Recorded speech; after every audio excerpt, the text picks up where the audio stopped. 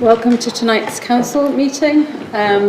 First item is apologies. I have received apologies from Councillor McGarr, Spillard and Waggett-Fairley, Councillor Day, Councillor Lee, Councillor Clark, Councillor Janet Hunter and Councillor David McMeekin. Do I have any other apologies? Councillor Burgess? Sorry. Councillor McMeekin. Yes, I've got that one. Councillor Osborne? Councillor Brooks. Thank you. Anyone else? No. Can members please remember to sign the relevant attendance sheet? Thank you. Can I remind members of the email from the Head of Law and Governance that was sent to all members, which sets out the position with regard to interest in meetings for the Council that will deal with budget proposals? Sorry, Councillor Linden. Chair, I'll just ask a question on this before we start the deliberations. Can I ask the 151 officer about the letter that has been sent out to all members today about the Conservative objection, in which it is stated that it brings into question the financial stability of the Council?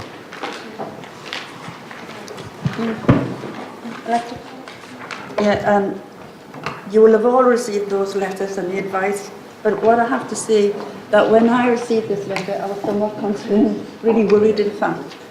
So I actually wrote back to our officers and asked for some advice.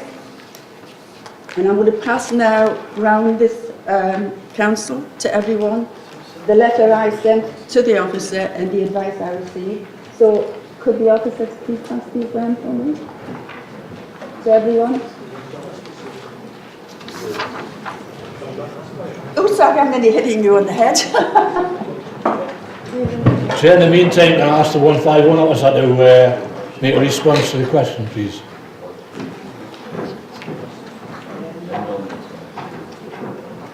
Can I just have the declarations of interest first, Councillor Glynn, and then we'll move on to that at the officer? Yes. To the formal part of the meeting. Sorry, Councillor Burgess. Yes, I'd like to declare an interest on the Conservative objection as my brother is on full-time trades union facility. Okay, thank you. Brian Burgess, Councillor Burgess, Brian Burgess. It's my brother-in-law, so... Your brother-in-law, right, thank you. Councillor Pat Oliver. Thank you, Chair. I have a non-registrable personal interest in business cases 2 and 22. I have a family member with special needs who is supported by the Council. Thank you. Is anyone else? Right, now I'll invite the officer to speak. Is that right, Councillor? The officer to speak. I'm quite happy for the officer to speak. It's really important that some things are made very, very clear to this council, because if it takes us certain decisions, the consequences for this council are really, really worrying. Thank you. Thank you, Chair. As the letter sets out, I have a duty under the Local Government Act 2003, Section 25, to report to full council on the adequacy of reserves and the robustness of estimates. And I've had to point out to full council that in my professional opinion, that if full council chose to agree the alternative budget proposal presented by the Conservatives, that at some stage in the future, when considering the risks that the council faces over the next 12 to 24 months, there is I would have to take into consideration further steps that may be necessary to ensure the financial stability and sustainability of the authority. So that's what the letter is there to set out. Thank you for that. Councillor Wallace? Chairman, I have a number of questions that I'd like to put to the officer, please. Thank you. Can you confirm that our proposed budget is balanced and it complies with all legislative and constitutional requirements? It complies with the legislative and constitutional requirements in that the group has submitted a budget proposal. In terms of being a balanced budget, what I have to consider is the impact not just in the immediate 12 months, but beyond that immediate 12 months, and the financial sustainability beyond the immediate 12 months. So are you saying that there will always be a council tax rise? At this point, in terms of considerations, my recommendation moving forward would be that the council would have to consider sustained council tax rises, yes. The council taxpayers will always be faced with a rise year on year. Chair, that's sorry, that was I should answer that. It needs to be a question. Okay, fine, I'll Councillor give Wallace. another question then. But we have the democratic right to put forward our alternative proposals. Correct, yes. And obviously you have referred in your letter to the robustness of the estimates. We're relying on those and they are prepared by the officers, although it is correct, isn't it, that we did find some errors in them at the last meeting. There were some typo errors, yes, that were amended as part of preparing the objection. And there were financial errors too. I think you have to be specific on that, Councillor Wallace. Well, I'm thinking, for example, of the 300% error in the library closures business case.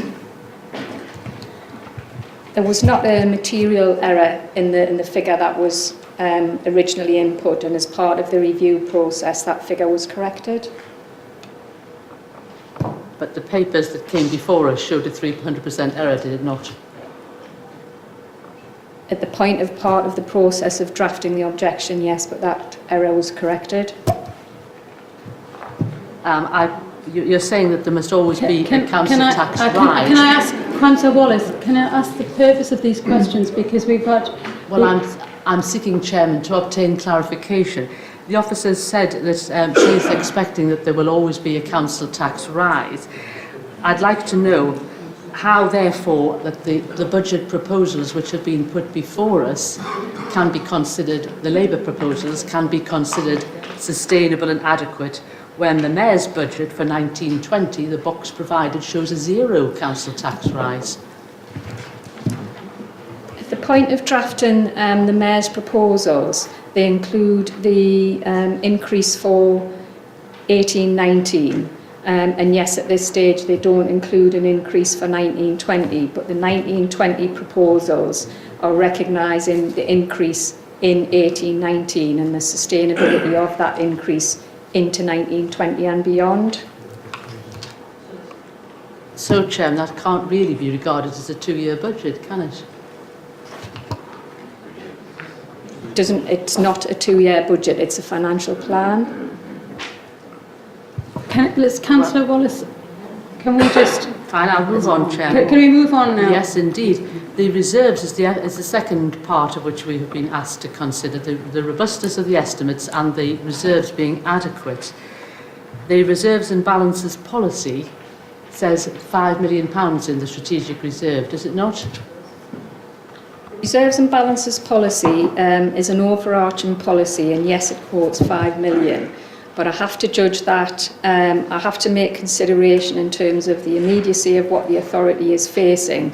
So whilst 5 million is quoted as a minimum level, what I do look at is, in light of the issues that the council is facing and the risks that are in respect of that, and consider the position overall. So the 5 million is reflective of a minimum level if there was I guess a level playing field of risk in terms of assessing the reserves.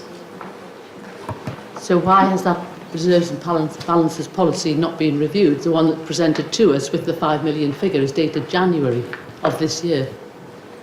The reserves and balances policy has been reviewed, and it reflects within it my views around the risks the authorities face.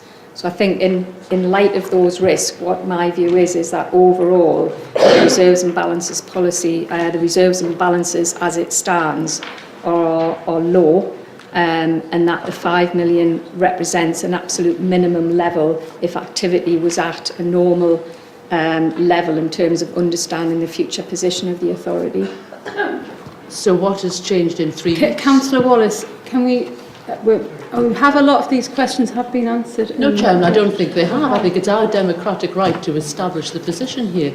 What has changed in the last 3 weeks? That policy is dated the 24th of January this year, and upon that basis we have put forward our notice of objection. What's changed in 3 weeks that makes 5 million suddenly apparently irrelevant when we have allowed more than £12 million in our budget? Chair, nothing has changed in the last 3 weeks. What I would say is 5 million is the absolute minimum level of reserves that the authority would be required to have in the strategic reserve when considering if other aspects of financial planning were appropriately in place in terms of future funding, in terms of managing pressures. So my view hasn't changed around the level of reserves that the authority has in total and what it needs to manage over the coming 2 years as a minimum. So why is 2.5 times that not Can regarding we move on satisfactory? now? Can I bring you in here at this point? Certainly, despite the problems trying to put around it, can I ask 2 questions? Well, one, is there not a facility where this type of opinion would have been given before the entrance of the objection, or at least of the time the objection was put forward? And secondly, in your professional opinion, do you still stick by the notice here saying notice of objection from the Conservative group presents an additional significant risk to the authority's financial plan, and that should such an alternative budget proposal be adopted by the authority for 1819, this brings into question the financial sustainability of the authority. In your professional advice, do you still stick to those points? Being concerned around the use of reserves, the sustainability of the authority's position through a zero council tax percent increase. So yes, I remain of that view. And had any advice been given before or sought before? Can you put the microphones on, please? Sorry, Councillor Pickard, could you put your microphone on, please? Thank you. Sorry, the first point I made was that during the formation of the objection and up to the time it was submitted, was any advice asked or sought on your professional advice on the budget? We sought advice on the position that I have as Section 151 officer in terms of confirming the acts that I have to comply with and the relevance of sustainability to the setting of an annual budget. The judgment on whether our reserves are sufficient in terms of light of this local authority's position are totally my responsibility. I do not seek advice on whether the view is the reserves are adequate or not. It's my opinion about the level of reserves, and we took advice on the factual nature of what my responsibility is. So the point I was saying was that not had you taken advice on your advice, but had the opposition who put forward the objection to the council, had they taken the opportunity to discuss with you before that, what your professional advice would have been on their budget proposal? I shared the advice that I had received. So they'd had a chance before tonight to raise questions and issues with you? I shared the advice I received. Okay, Sorry, Councillor Mill, I know you've indicated, but I'm going to move on now to the next to introduce Councillor Glindon. But there is opportunity for you to say to present your budget later. Your proposals. So I'm going to move on and invite Councillor Glindon to move the Cabinet's proposals. And once these proposals are seconded, I'll invite members to ask questions relating only to the new information contained in the report and the Mayor's final amendments that we were circulated on the 14th of February for tonight's meeting. I will then take objections from the Conservative group and then the Liberal Democrat group in that order. And I now invite Councillor Glindon to move the Cabinet's proposals. You have up to 10 minutes, Councillor Glindon. I won't need that at the amount of time, Chair. Thank you, Chair, I'm happy to move the Mayor and Cabinet's budget proposals for 2018-19 to 2019-20 to full council. We have all felt the effects of the ongoing austerity measure. In this particular case, a local government with councils facing some of the largest reductions in funding in the public sector. We continue to lobby central government, but have just got to get on and deliver services within the budget envelope that we have. What is clearly in the public domain are the financial pressures arising from an ageing population, not only in respect to social care services, but the impact on the health sector. We are now seeing this issue of pressures in respect to children's social care come to the attention of the national government. The final provisional local government finance settlement was announced on the 6th of February 2018 with little change other than a one-off grant support for adult social care, bringing in $644,000 to North Tyneside Council. We have used this funding to reduce the council contribution to adult social care contingency for 2018-19, and we've increased the contingency to children's social care. Council needs to remember the central government, when considering our funding requirements, assumes we will make a suggested increase in council tax. They will continue to do so in assessment of the baseline funding needed by the authority. In fact, we've put up 5%, they asked us to put up 6%. By bringing forward these council tax raising powers, the government has recognised the cause for urgent need to help councils tackle some of the immediate social care pressures that they face. This shifts the burden of tackling a national crisis on the councils and the residents. Council need also to know that increasing precept raises different amounts of money for social care in different parts of the country, unrelated to need. The approach continues to fail to address what should be seen as a national priority. Reference was made in the final settlement of the Fair Funding Review. Whilst we welcome the review, it has limited value, so all that happens is the current pot of funding, which is too small, is redistributed. Moving to the 75% business rate retention, because they've now changed it to 75%. With it, it brings more risk, uncertainty and currently around it. Any additional responsibilities would come with this. In a nutshell, there needs to be more funding for local government, not just the shuffling round of the money.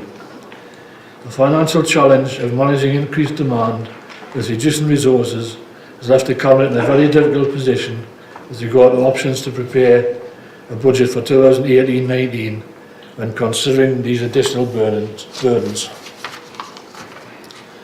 and demand-led pressures we have faced over the last few years, and those together with the risks we face in the future. We continue to look to maximise the use of limited resources to ensure that Borough continues to grow through investment, while ensuring essential services continue to be delivered. Achieving this balance grows more difficult every year, and we see no easing of the relentless pressure to secure efficiencies in the current financial environment. The budget and financial plan included here today set out savings and proposals of over £31 million over the next 2 years. I've already said, as part of our budget, we've had to make difficult decisions to increase council tax in line with central government advice to ensure we can continue to deliver services residents need, leading to a proposal of the overall increase of 5%, maintained to a substantial financial position to this authority. In summary, we have taken great care to ensure we have a budget fit for purpose, service delivery the next year and into the future. Thank you for that. Thank you, Councillor Glindon. I now invite Councillor Pickard to second the Cabinet's proposals. And you have up to 5 minutes. Okay, all right. I now invite members to ask any questions on the Cabinet's proposals relating only to the new information contained in the report and the Mayor's final amendments that were circulated yesterday for tonight's meeting. Councillor Wallace. Thank you, Chairman. Looking at the reference in this document to the business rates, to the National Non-Domestic Rates Form 1.5.17 I'm looking at, Chairman. It says that the form was submitted on the 30th of January 2017. What are the figures for the 30th of January 2018, please? I'll ask the officer to answer that question.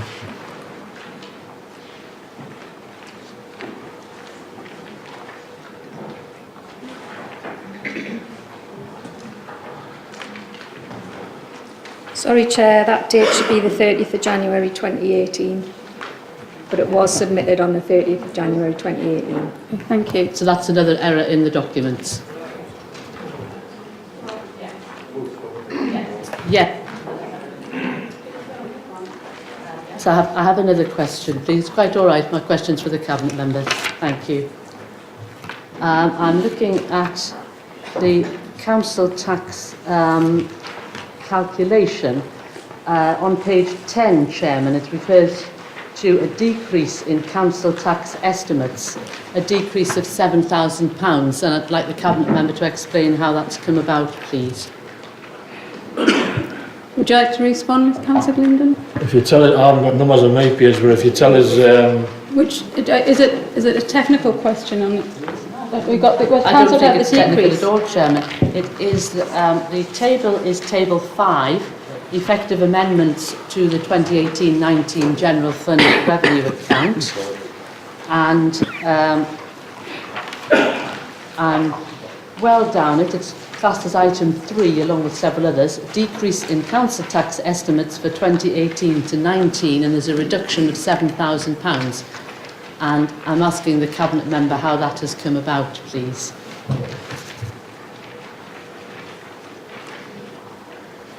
these are just the final calculations that they've made. But how has it been calculated? Well, you know, the officers calculate them. The documents put out, and final calculations are made on the government's figures. On the government's figure, so the council tax decrease is a government figure, is it? No. Don't be, you know, the government document comes out, and then the council do look at the settlement, and they then make an assumption on what comes out. I'll ask the officer to tell you. Okay, I'll have the answer from the officer then. Thank you, Chairman. Could the officer respond, please? Sorry, Chair, it's simply rounding, finalisation of the roundings of the absolute calculation of council tax. So in the January report, there's a rounded figure which we then amend once we've finalised the absolute position. Thank you for that. So can I clarify, what is the actual rate of the council tax increase that is being applied, please?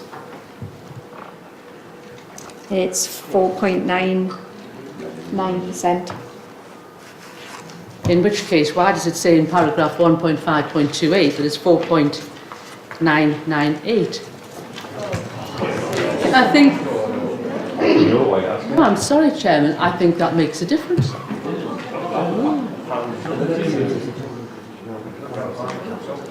It's the degree to which we go to roundings of either 1, 2 or 3 decimal places. So we've presented 4.99%, but we can, in terms of the leaflet, reference 4.998 and take that up to 5%. Right, so the rate's actually 4.998 then, in truth.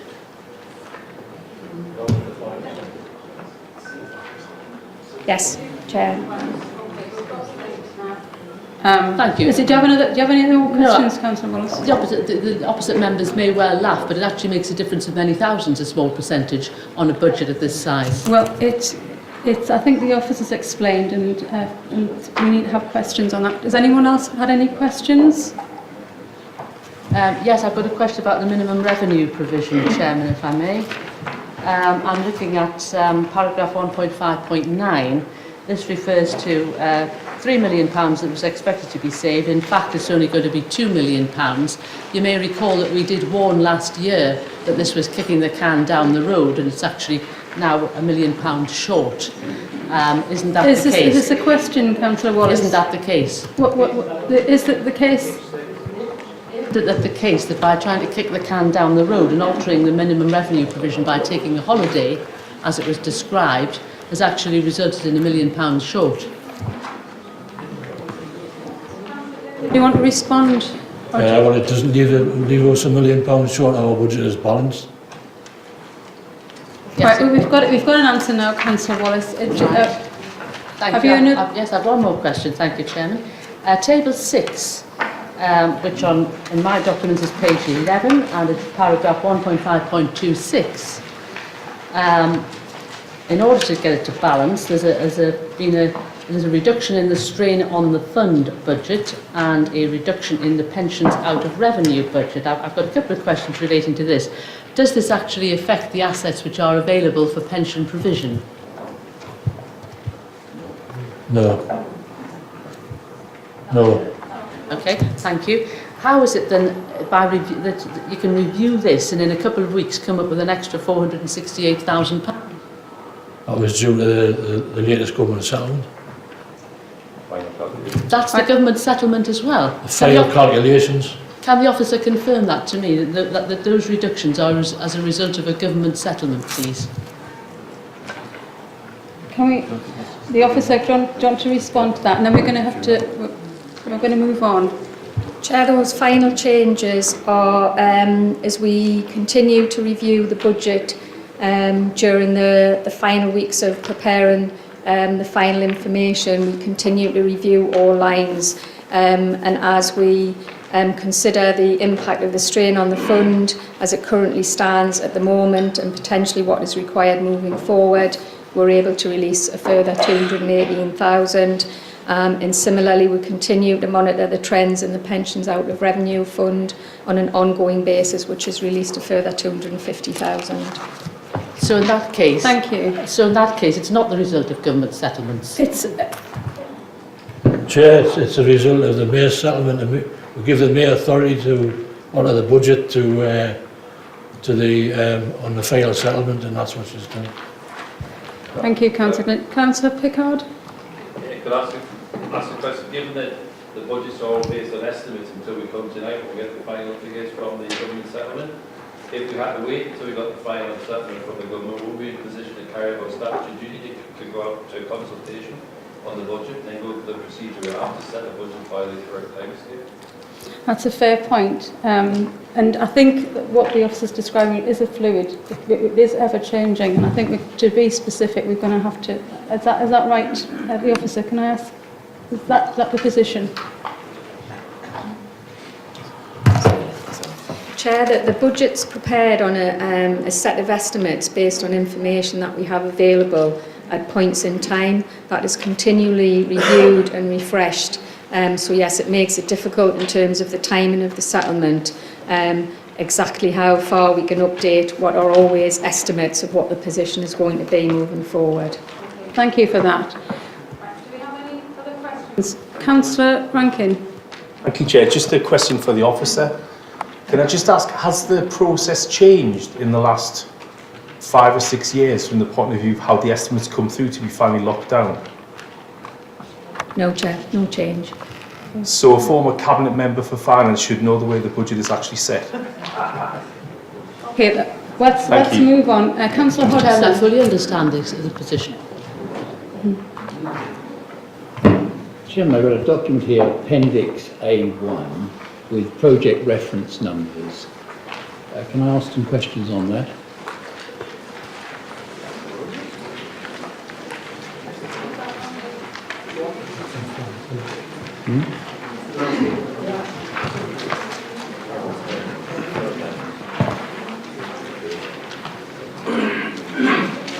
Which one are you referring to? The reinvestment plan?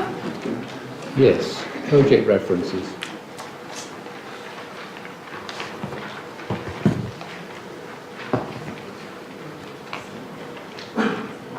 Yes, you can ask a question on that. That's Okay, HS036, North Tyneside Warren Zone. An amount of £42,000 has been allocated next year.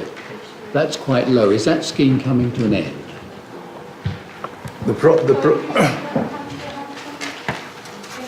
It's HS03. Warm Zone, yes. Sorry, I can answer. Is that scheme coming to an end? The thing is, they're still waiting for clarification from the government of what finance is going to be put into their sort of work in the future. So we couldn't go past that point until the final clarification comes through. When we see what the government are going to put into Warm Zone, they've kept taking it back and taking it back. So basically, we're not sure when. That's all we can put in for the moment because we don't know whether the scheme would come to an end or not, depending on what the government puts in for sort of strategic heating and stuff like that. But basically, until then, we'll have to be prudent and make sure that we didn't go beyond that because the government might actually take all the subsidies away and there might be nothing there for Warm Zone to use. So are you saying that you might put more than £42,000 in if the government helped you with that? To be honest, it's in the budget 42,000, so there's no way I can go past the budget and put anything more in. Thank you, Councillor Sterling.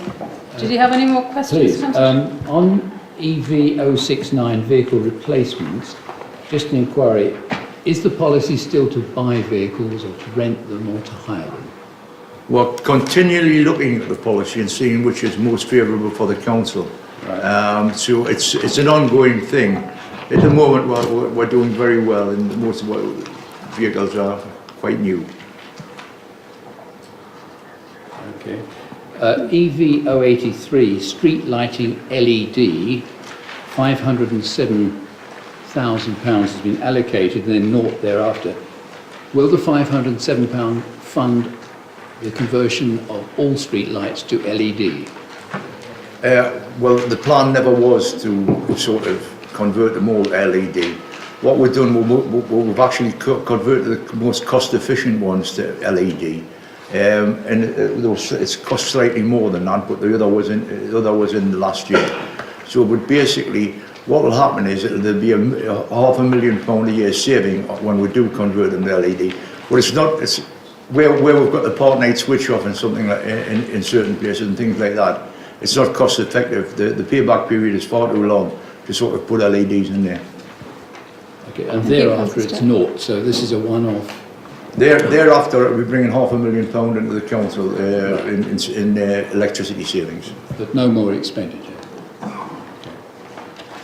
Is that your final question, Councillor Hodgson? Do you have No, another? got a couple more, please. EV 034 local transport plan details naught for the following 2 years. Is it assumed that the local transport plan monies will come from the revised combined authority in the future? That is,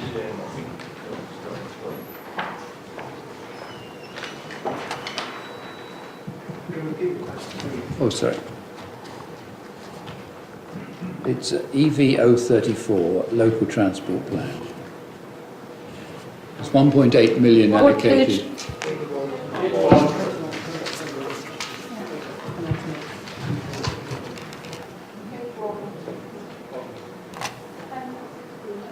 Appendix A1. Bottom, Councillor Hodgson. Councillor, Sorry.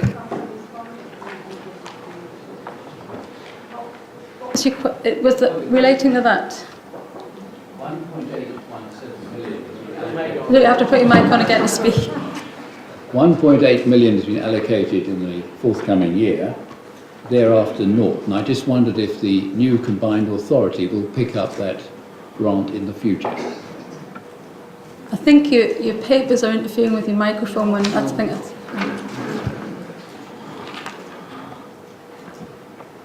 My understanding, they would not. They won't. So those noughts are rather troubling them. Just don't Chair, point of order. Well, we don't Chair. know what it is, do we? So, sorry. Questions are only meant to be asked on things that have changed. This was in the This- original budget papers, and that number has not changed. He's not allowed us, not meant to ask questions on this. No, I'm under... It is part of the what was circulated yesterday, so... It was part of what was circulated, but that exact line was in the original budget paper and was an opportunity to ask questions on that last time. Why is Councillor Hodgson didn't ask it last time and he is asking it now? I've only just seen these figures, to be honest. I have a further question, if that's allowable. EV 055, surface water management improvements, 500,000 next year, thereafter zero. Is that because we've reached the end of the improvement plan? Yes, and we will have to reconsider it again, so yes. Thank you, Councillor Hampton. Is there any further questions? Sorry. Then? Thank you, Chair. In the same document, you have to excuse me because I've bust my glasses tonight.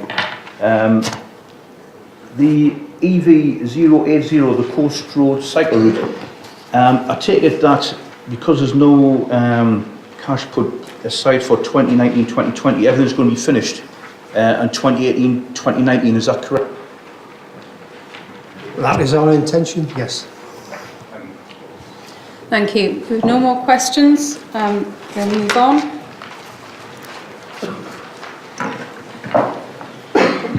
I'll now invite Councillor Wallace to move the Conservatives group's objection, and you have up to 10 minutes, Councillor Wallace.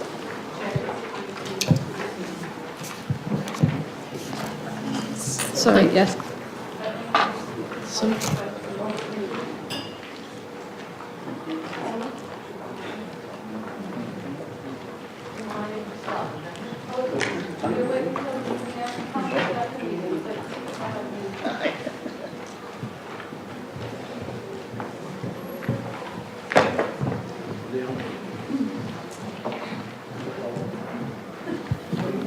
Thank you, Councillor Wallace. You can present that now.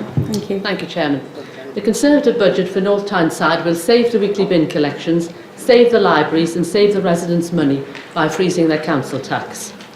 The alternative budget we are proposing is balanced, for which the current council has sufficient resources and it complies with relevant legislative and constitutional requirements. It's in sharp contrast with the budget proposed by the elected Mayor and Cabinet, for we believe that the Council's resources should be used for services which the residents value, as well as preventing yet another tax rise. Our budget has the background of a stronger, growing economy, employment continuing to grow, unemployment continuing to fall across the country and here in the North East, and the number of people claiming unemployment benefit in the borough falling from 4.8% in 2012 to 2.7% last year. There are 82,000 jobs here, an increase of over 10,000 since 2012, and we have a growing number of businesses, now over 5,000, up from 3,890. That was in 2012. We'd like to see increased efforts to encourage businesses to move here, working with neighbouring authorities, and the recent North of Tyne devolution deal, encouraged by the government as a way of rebalancing the country's economy, provides increased opportunities to do so. We see business rates income rising, and this assists with the future sustainability of the Council's finances, as we expect it to continue to rise, provided opportunities are taken. It was disappointing that the Mayor and Cabinet failed to take part in the recent business rates pilot, and we hope that such a chance will not be missed again. We expect also that there will be additional council tax income from new homes. The figure of 283,000 for 1920 in the Labour budget is, we believe, significantly understated. This income too will add to future sustainability of council finances beyond the forthcoming year. There will also be opportunities for shared services and joint working.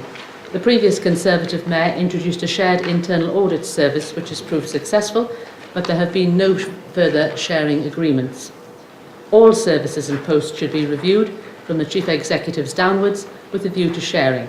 And again, the North of Tyne devolution deal will assist with opportunities, which we hope the Council will take advantage of. Our budget enables the Council to provide the services which are important to residents without the need to raise tax, keeping weekly bin collections and keeping the libraries open. The strength of local feeling on this topic is very clear, for example, as expressed by the Friends of Cullercoats Library. We propose various ways of saving money and using resources better for our residents. Adult social care services will be maintained without the need to raise council tax by the precept. To take a precept remains an option for next year if required, and thus we are protecting the council's future financial position. The Labour proposals exhaust this avenue this year. Ours safeguard care for the elderly and vulnerable into 1920.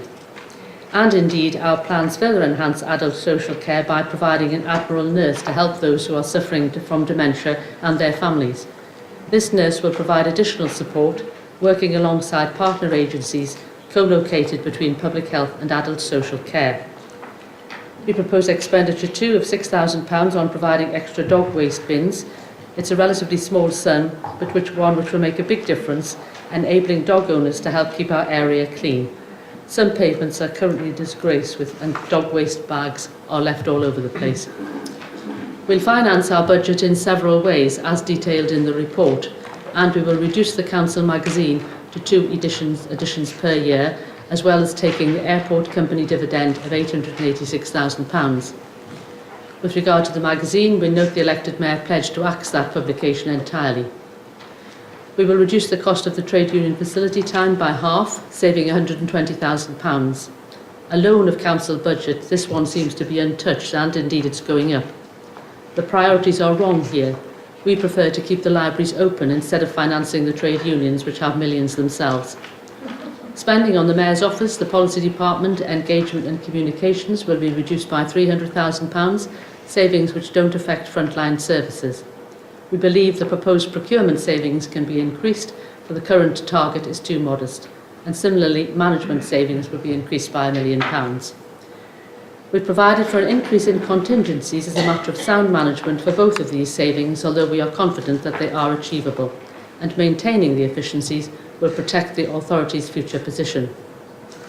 We propose reducing the cost of foreshore parking permits, which were massively hiked in price by the Mayor and Cabinet, from £50 to £250, and as we predicted, sales plummeted. We propose reducing the cost to £100. That will result in much more take-up and thus more income for the council, whilst making parking easier for drivers and, most importantly, reducing congestion in coastal side streets where residents often have difficulty parking anywhere near their own houses. We will use the sum of £1.77 million from the Strategic Reserve to be replenished in 1920. This will leave £12.12 million in that reserve, which more than satisfies the Council's reserves and balances policy. Our proposals maintain the Strategic Reserve at more than double the level of £5 million specified in that policy, and thus we have satisfied this requirement, leaving a comfortable surplus. We note that the Mayor proposes to axe spending on food and drink for councillors, and we support this measure, which will save £10,000. We did suggest this saving some years ago, and had it been implemented then, thousands of pounds could have been saved already. We hope that the current proposal extends to the drinks served to councillors after meetings, which we note after full council have been reintroduced. Since the catering saving is now being accepted, we do urge the Mayor and Cabinet to adopt other suggestions which we have previously made.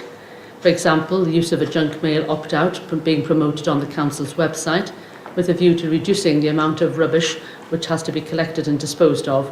This will save money every year. We're pleased the Council continues to promote the successful wash and squash bottle scheme, which was introduced by Councillor Hodgson.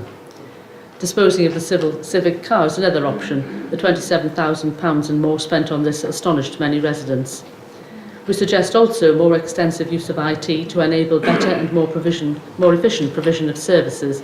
For example, there could be a map facility on the website so that residents or businesses with a problem could pinpoint it exactly, upload a picture and save costs in investigation.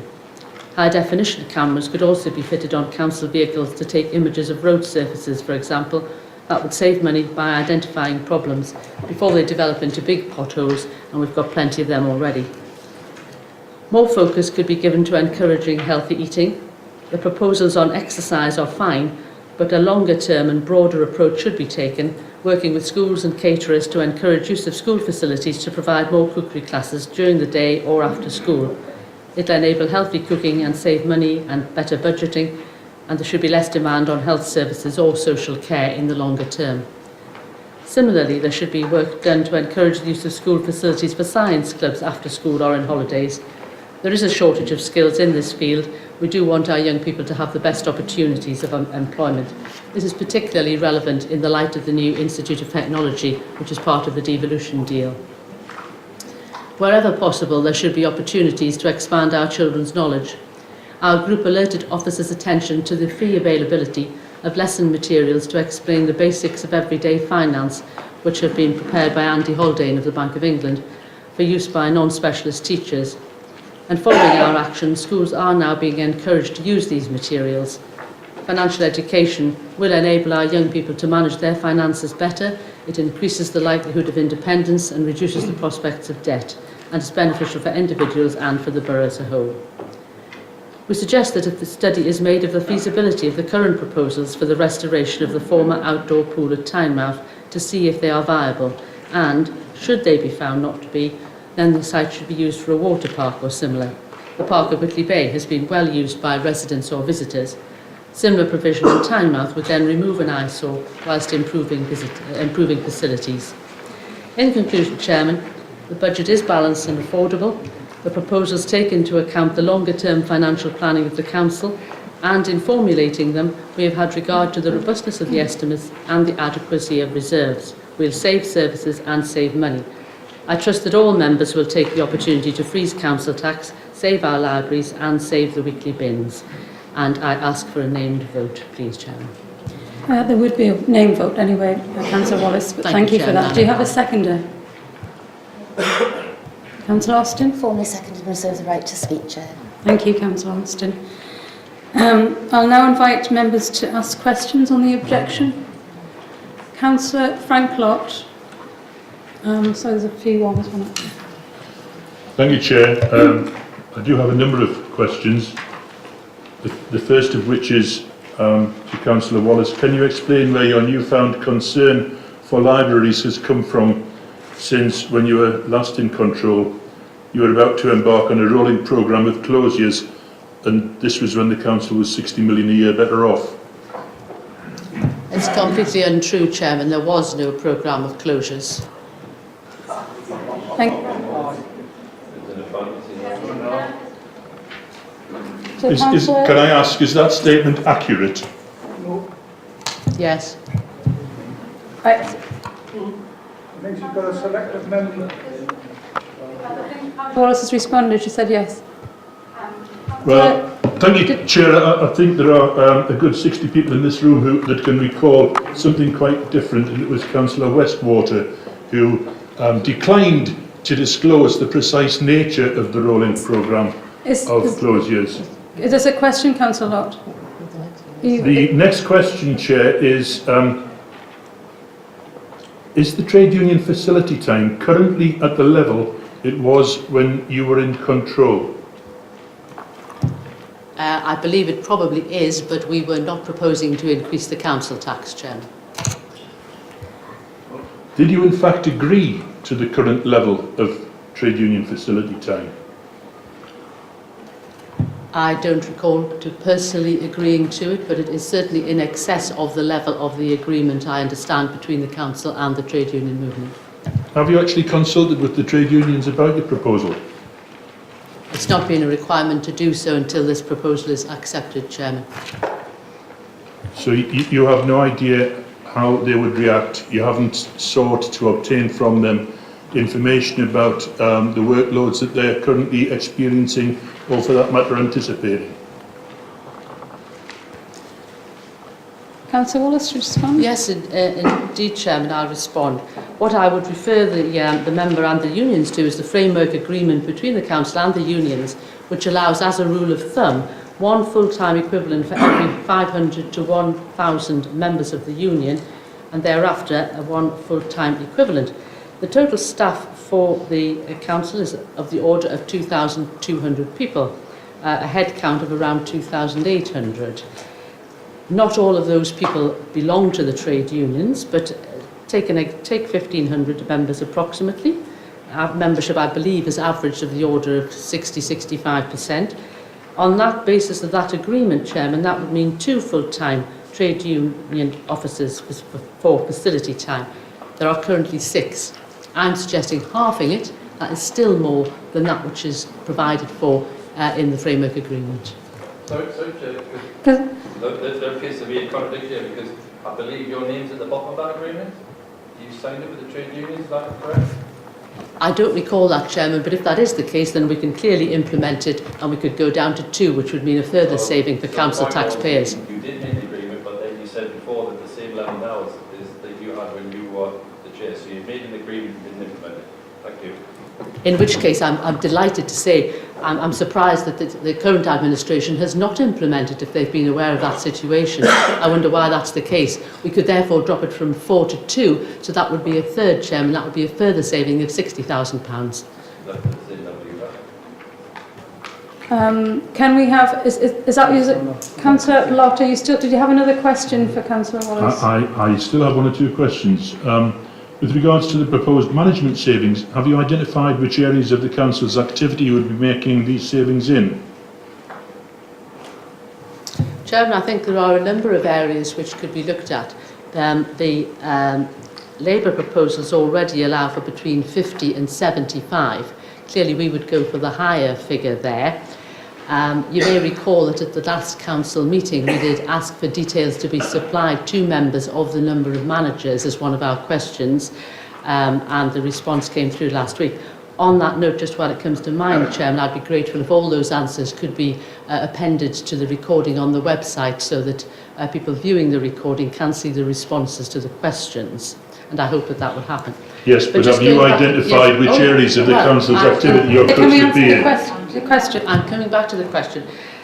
We had the list of managers, and I think there are a number of areas which could be looked at. Business and economic development, for example, according to the structure chart with which I was supplied, shows staff of 18.99 full-time equivalents. The list which we were supplied with shows 18 managers. I suggest that that is an area that we could start with. The HR and organisational development chart shows staff of 17.01 and the list provided shows managers of 19. I think that's another area which could be looked at. Finance has managers 10 out of a staff of 12, so I think there's plenty of scope to be looking at, Chairman.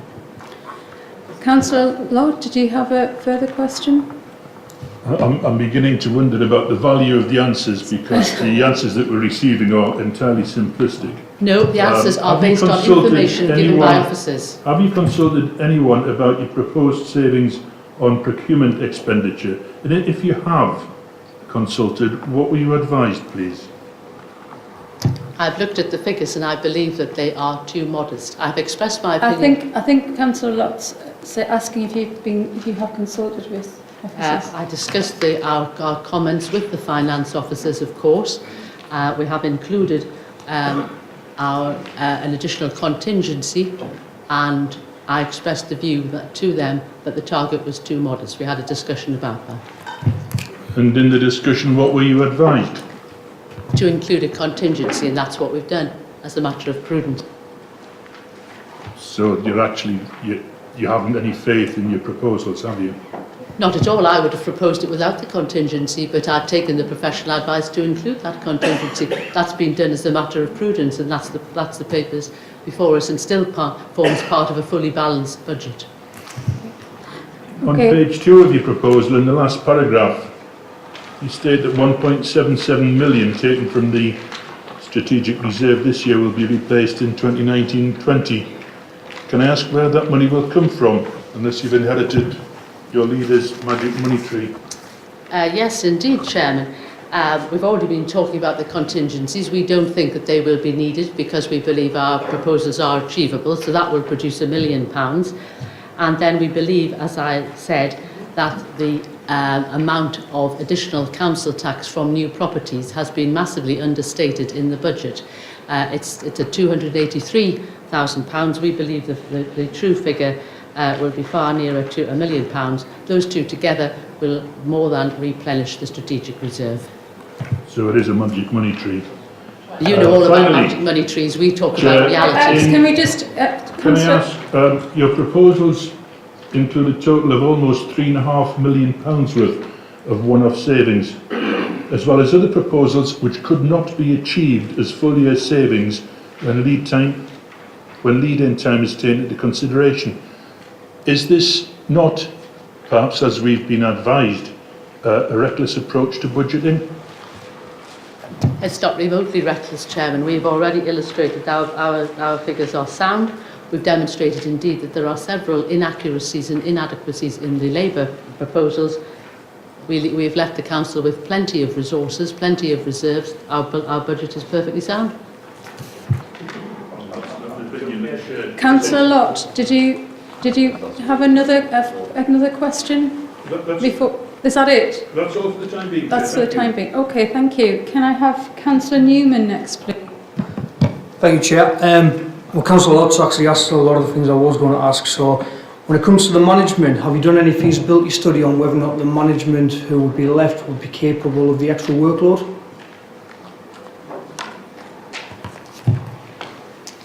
I don't think that's necessary at this stage, Chairman. I think it's completely necessary. You may well laugh. I've given 2 examples of where the organisation appears to be really top-heavy, to have staff of 18.99 in one department, with managers totalling 18 in the same department. I think most people would regard as definitely worthy of investigation. Corporate strategy, for example, we have staff of 48, of whom 29 are described as managers. Again, I think that merits, that clearly indicates that there can be savings. I think it's more than feasible. Finance, 12 staff, 10 managers. Chair, if I could, I think it's not the same as it is feasible. It is. I'm giving you the facts according to the information supplied to me by officers. They are the facts. So you're saying it's completely feasible based upon, that's what I'm trying to get, where's the feasible, what studies have you undertaken to make sure that it is feasible? I've looked at the figures, Chairman, I've looked at the facts, that is my answer. Okay, well, put it another way, can you tell me how many managers or people who were classed as manager worked for the authority in 2013? No, I don't have the figure off the top of my head. Could you tell me how many managers currently work for the authority?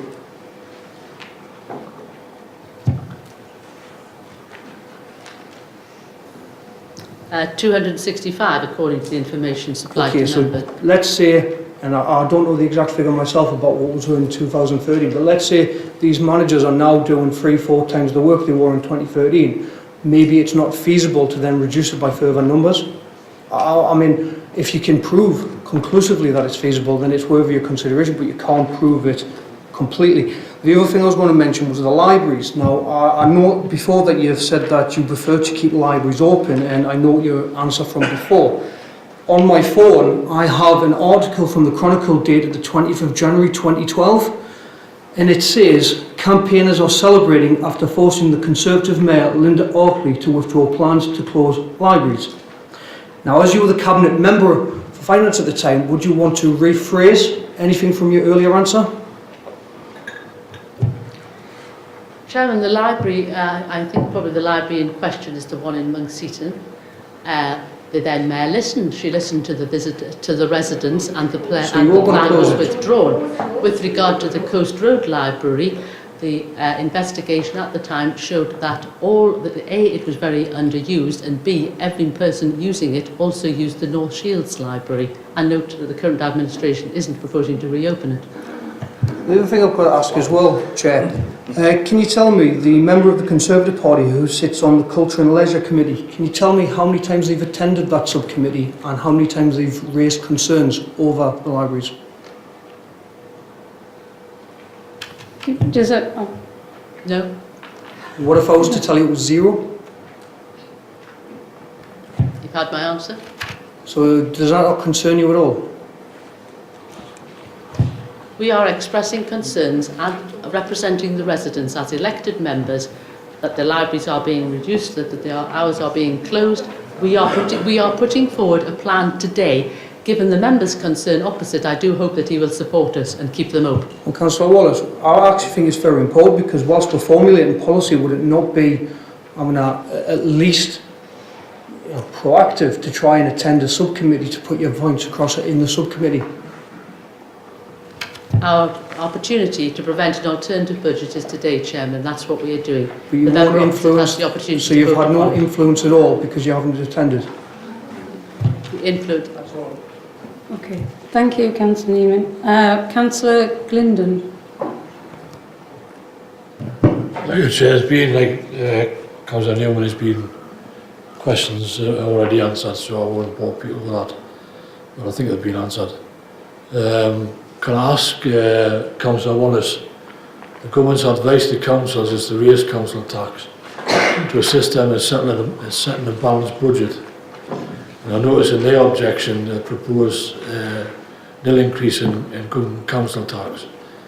Can I just ask why they're not following the Conservative government's advice? We've had this discussion before, Chairman. The government is not advising councils to do that. The government is giving councils the option to do it. I would also remind Councillor Clinton, the government has suggested also that councils should use some of their reserves. I hope he'll go along with that part of government policy. Councillor Glendon. It's a couple of receipts asked me to use. Can I just say that... No, they're not, Chairman, it's reserved. That's your opinion, I've got my opinion. Can I just say that from what the figures that I've got today, that 75% of the Conservative councils are intended to take the full 6%. 95% of the councils across the board are taking the full 6% council tax increase. Yet for some reason, it is government advice, the government have put it in their papers and said, you know, this is what we're going to do to ease the pressure. Now what you're saying is that you ease the pressure by using reserves. We're being told by the 151 officer that the reserves that are now are as they should be. I know you told us £5 million. What her advice to me, and I take her advice, is that the level of reserves are at now are what they should be. Obviously, I'll take you back to the previous council administration when we had a collapse, not a collapse, but a near collapse of the bridge on the coast. So I want to take £9 million out of the strategic reserve.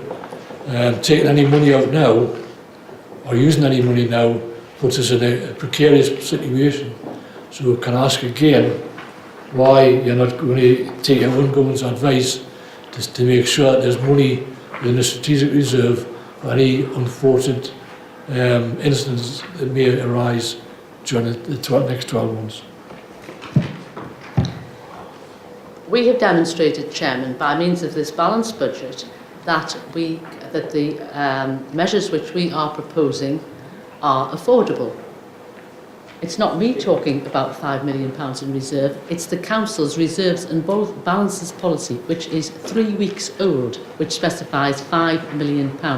We are proposing to leave more than double that in the strategic reserve. We think that is prudent and it's perfectly reasonable.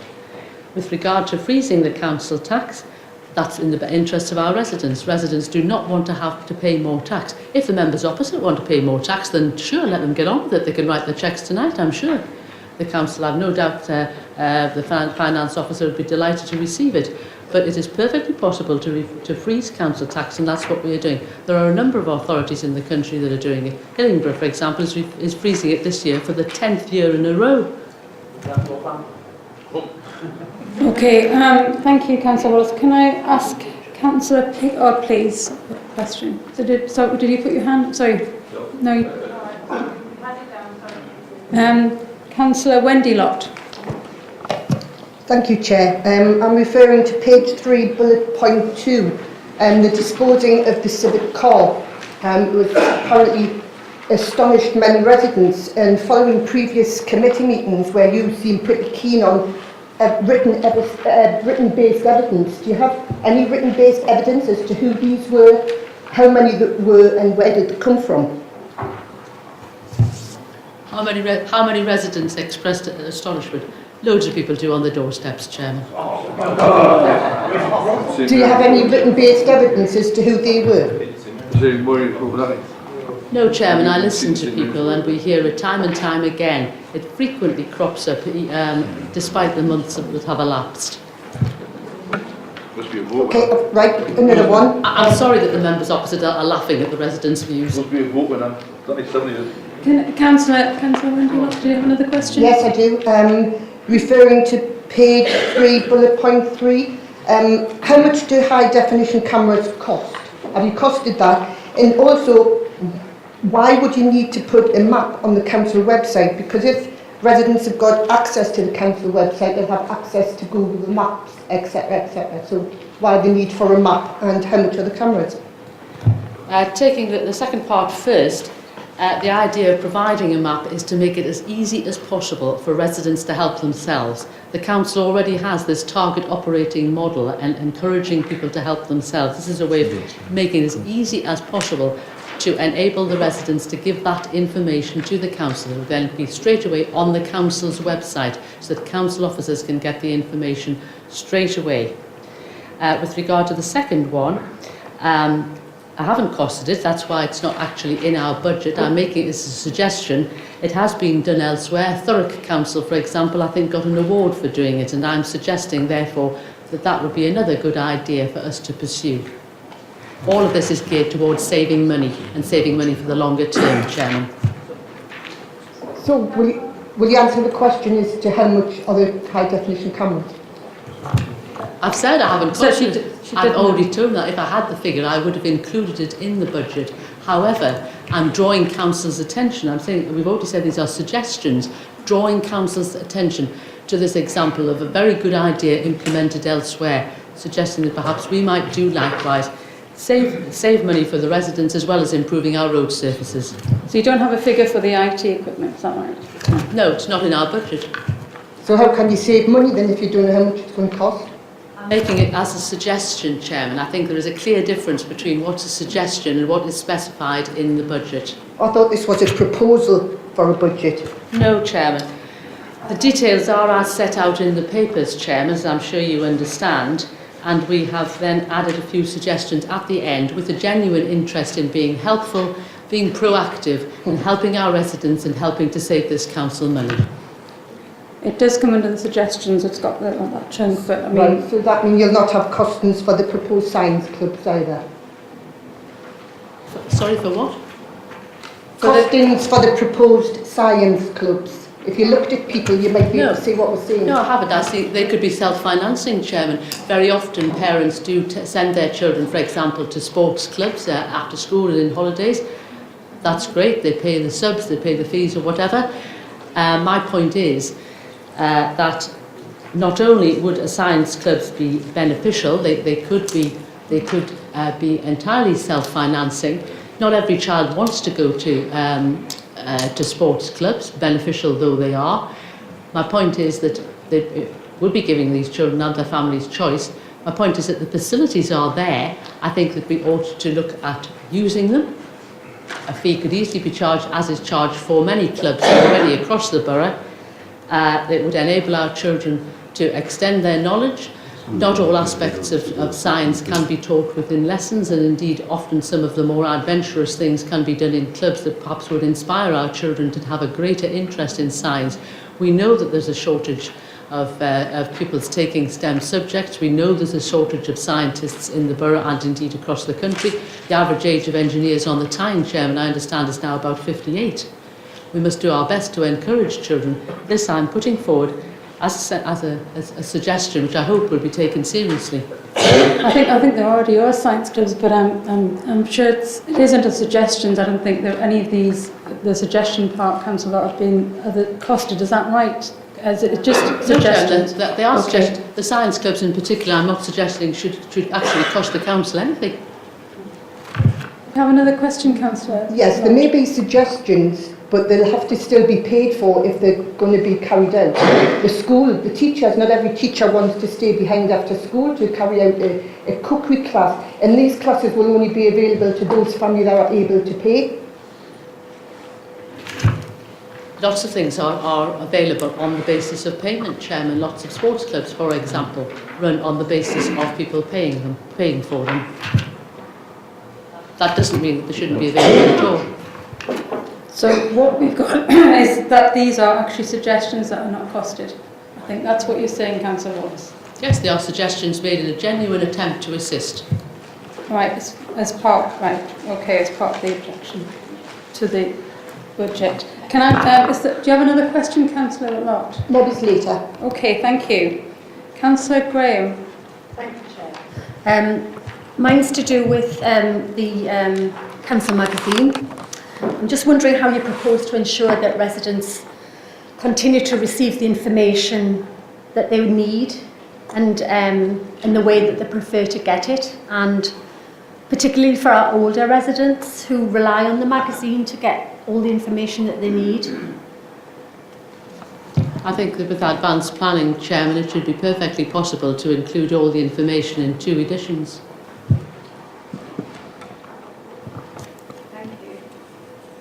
I know that residents say to me that they look forward to receiving the council magazine and they read it from cover to cover because that's how they pick up their information.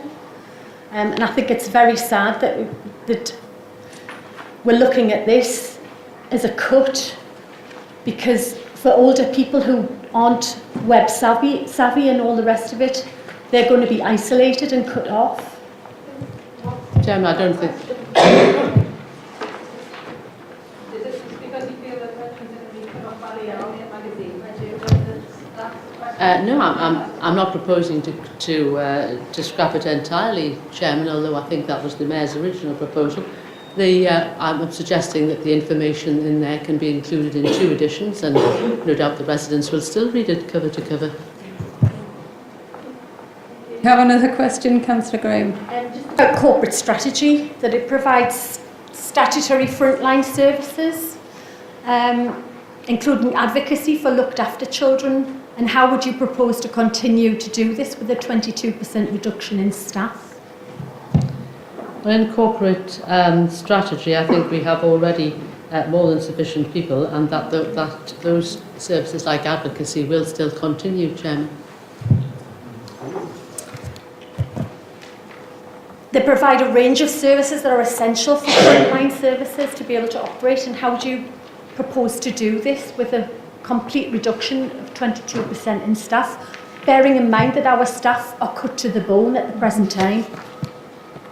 Chairman, I think the matter needs to be reviewed carefully, and we look, for example, that there are 5 media staff included in that.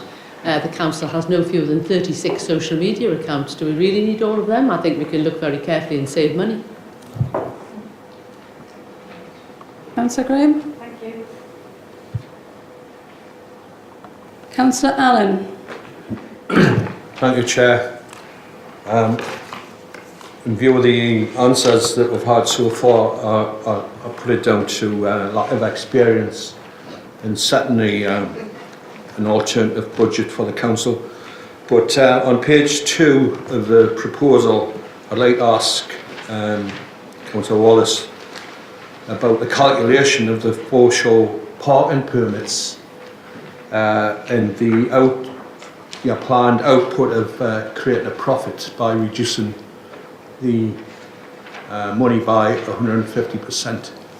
I wondered if you could do a countdown show on a whiteboard of how you've actually come to that calculation. Chairman, certainly I can demonstrate the calculation. When the charge was raised from £50 to £250, we said that sales would plummet. That was denied. Oh no, there wouldn't be a problem. We were proved right. They absolutely have plummeted. In 2015, we had 289 annual passes. This year, there are 65. There's been a massive, massive drop.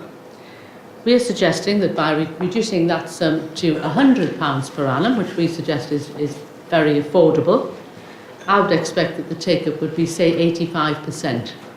People do miss having them, but regularly I've had complaints from people who used to have them who've said, I wouldn't mind paying £100, but 250 is ridiculous.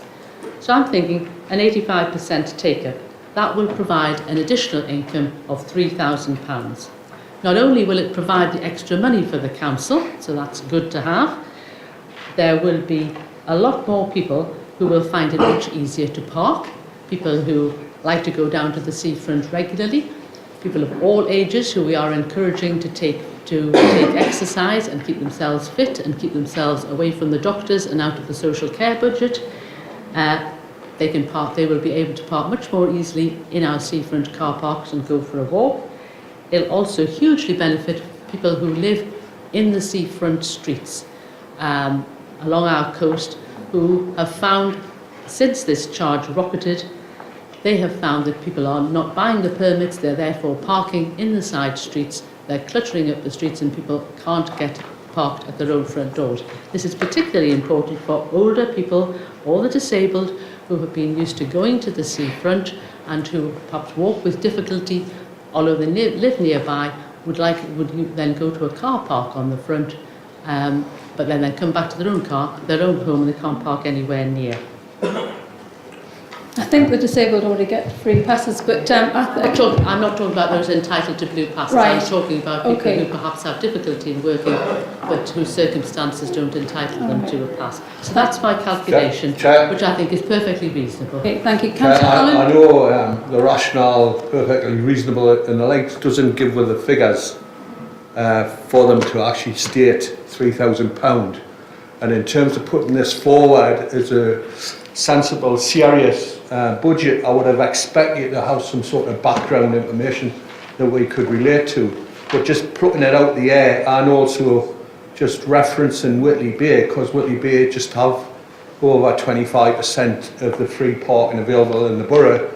I just wondered if you'd really done your homework across the borough, or you're just sticking it parochially in your backyard. Well, I'm not being parochial. The foreshore is actually at the coast. This is a foreshore parking permit. The foreshore relates to the sea and the shore. That's where the foreshore, that's what it means. That's where those permits refer to. But I think the question is asking about the £3,000 where the figures come from. Well, that's where it comes from. 289 permits were sold in 2015. 289 annual permits. It's now plummeted to 65. Okay? So we've seen a massive drop. I'm suggesting that if we reduced the price significantly, we would get a big take-up, up to 85% of the original figure. That would then yield £3,000 extra. That's the calculation. It's a bit like the Laffer curve with taxation. If you bring the price down, you actually get more money in. Same with corporation tax. Bring the price down, bring the rate Right, down, okay. the government has got more money in as a Thank you. result. I mean, so right, can we move on? Councillor Allen? Well, I just want really to challenge the calculations, which I'll do in writing, but it doesn't work out mathematically. Maybe they haven't used the calculator. But I want to move on to... No need to be facetious. I'm just copying... I think what is... Can we move on? I suppose Page- Mr. Councillor Allen's Page 3. next question. Item 5, about encouraging the use of school facilities. Now, I'm not sure if the members aware that use of school facilities is not a matter for the authority, but it's a matter for local schools themselves through self-governance, and therefore any use of that would be a governor decision individually across the whole school network. And I just wanted to ask, in view you're writing that down in terms of it being popular, is it achievable, and have you consulted any schools to see if they're able to do it? I think it is a suggestion, Councillor Allen. I think it's on It's exactly that, Chair. It's a suggestion, and I'm suggesting that encouragement should be given. Chair, many years ago, people will remember I suggested a monorail as a tourist and an employment use, but it wasn't taken up. I just wondered, in terms of looking at this, is this just pipe dreams to fill a bit of paper, or is it a sensible suggestion that could be achieved? Can you prove that it would be achieved even though you haven't done any budget on it? I'm suggesting something which I think would be of benefit to the borough. Does Councillor Allen think that encouraging our children to do more science is not beneficial? Chair, just in response to that, I think use of school facilities 7 days a week is a benefit for our communities, but because of legislation, the schools are being taken away from the community and the public at large, and in fact are more like prison camps with fences, that you can't even play a game of football on a bit of grass on a Sunday afternoon like many communities used to. Is that the question, Councillor Allen? But she's only talking about science in her proposal. I was talking about cookery as well, actually, Chair. Right. Can I just go back to the sums on the foreshore, please? We've got 289 permits that were sold originally, right? If we drop that down to 85%, I think that would bring in 24,500. We've got 65 annual permits at the moment. You're not wrong.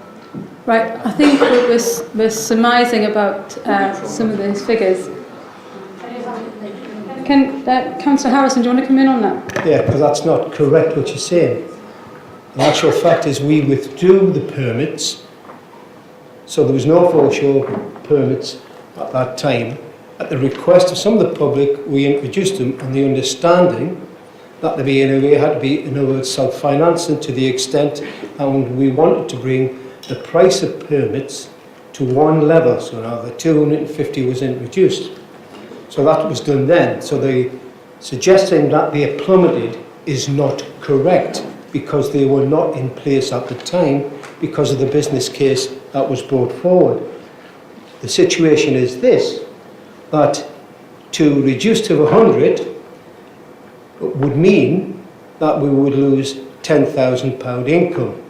To actually gain to 3,000, we would be talking about having to sell somewhere in the region of another 134 or 130 permits within that.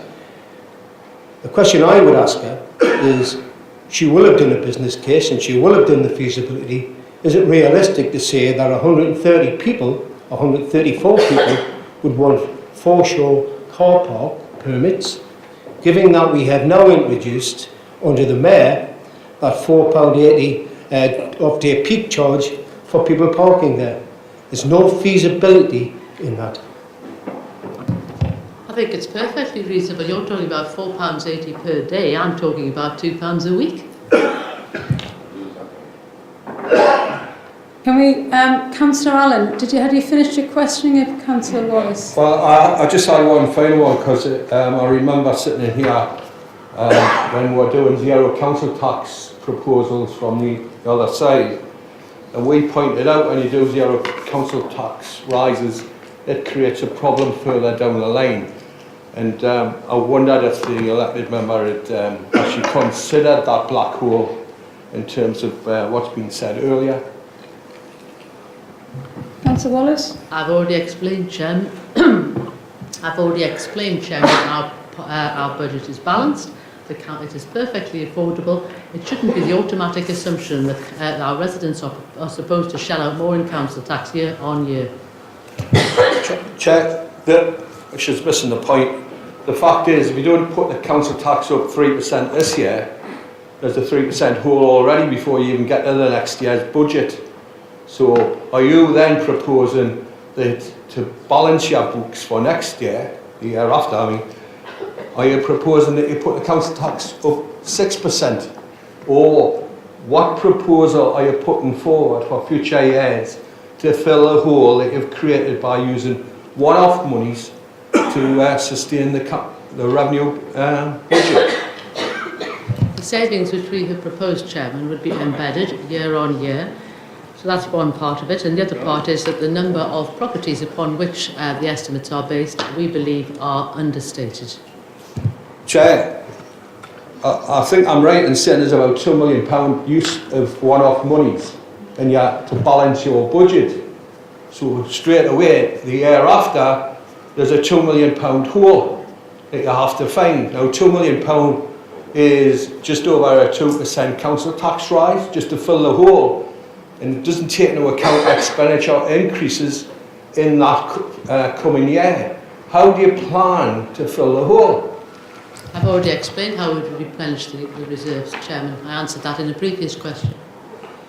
By putting the council tax up? No, Chairman. I explained about the contingencies, for example, and the inadequate level of properties which is included in the budget proposals for 1920. That more than covers it. One final point. Well, I remember when you were in control, 191 days. We're borrowing £1 million every day when you were in power. That created debt that we're still having to pay off.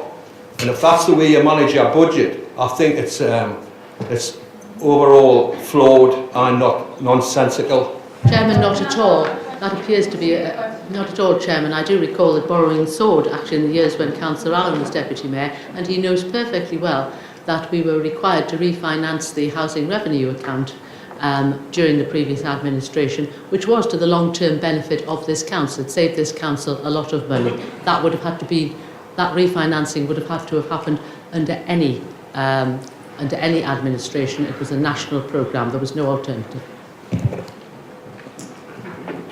Councillor Drummond, please. Thank you, Chair. Councillor Wallace keeps coming back to the catering budget and saying last year we could have gotten rid of it last year. Why didn't she do it when she was in office? Chairman, I think we did reduce it, and again, we were not proposing to increase the council tax. That wasn't the question. Why didn't you get rid of it? You're proposing that now, so why didn't you get rid of it back then? Times have changed. As I say, we did not need to get rid of it. We did reduce it significantly. We did not need to get rid of it because we were not proposing to raise the how tax. times have changed, Councillor Wallace? You're proposing to increase the council tax? No. Times have changed because of this government. Is that not correct? There's less money going on? No. Well, So, can you let Councillor Wallace finish, and then we'll bring you back in, okay? Thank you. No. Right, okay, there we are. Right, okay. As if you say in your statement, we have a stronger economy thanks to the Conservative government. Why is the government giving us less grants to subsidise our services and rely on a council tax increase to pay for essential services? There is clearly a stronger economy. Employment is rising and rising and is at record levels. Unemployment continues to fall, which is a matter of great pleasure to us all. That is clear evidence of a stronger economy. The government is rebalancing the finances, being mindful of the massive amount of debt and deficit which is inherited from the previous Labour administration. Every single Labour administration has left this country in a big mess. Councillor Drummond. Councillor Wallace, we're 8 years down the line. You know, to be honest with you, the answers are flawed and you're not answering the questions. I don't agree. It's very clear that this economy is doing very well. This country has been extremely successful in recent years. Right. So why aren't, sorry Chair, so why isn't this council getting more income from the government and haven't relied on council tax increases? I've demonstrated that we do not need to have a council tax increase, and I do hope that the member will support me. So why are the government reducing levels of money coming into the council? The levels of grant have stayed broadly the same at £1/3 billion for years, Chairman. Councillor Drummond, did you want to know That's more all, thank you, questions? Chair. So we've got, okay. Councillor O'Shea. Thank you, Chair. I wonder if I could just probe Councillor Wallace a little bit further on some of the assertions she's made on page 1. The last paragraph there. I find it hard to believe that, given your vehement opposition to new housing coming into the borough through your opposition to the local plan, you seem to be speculating that there's going to be significant increases in the new homes bonus. It's an undisclosed figure, and I think we really should have some information about that, because you seem to be relying on some increased new homes bonus to help with the sustainability of the council over the next few years. Could you give us a little bit more information about what your figures are against the 280,000 I mentioned here? Chairman, my comments do not take into account the new homes bonus. The new homes bonus will be received over and above those figures, so that is extra money over and above the figures which are quoted here. The £283,000 relates to the tax that would be obtained from the level of expected building in that year. I believe that level of expected building has been grossly understated.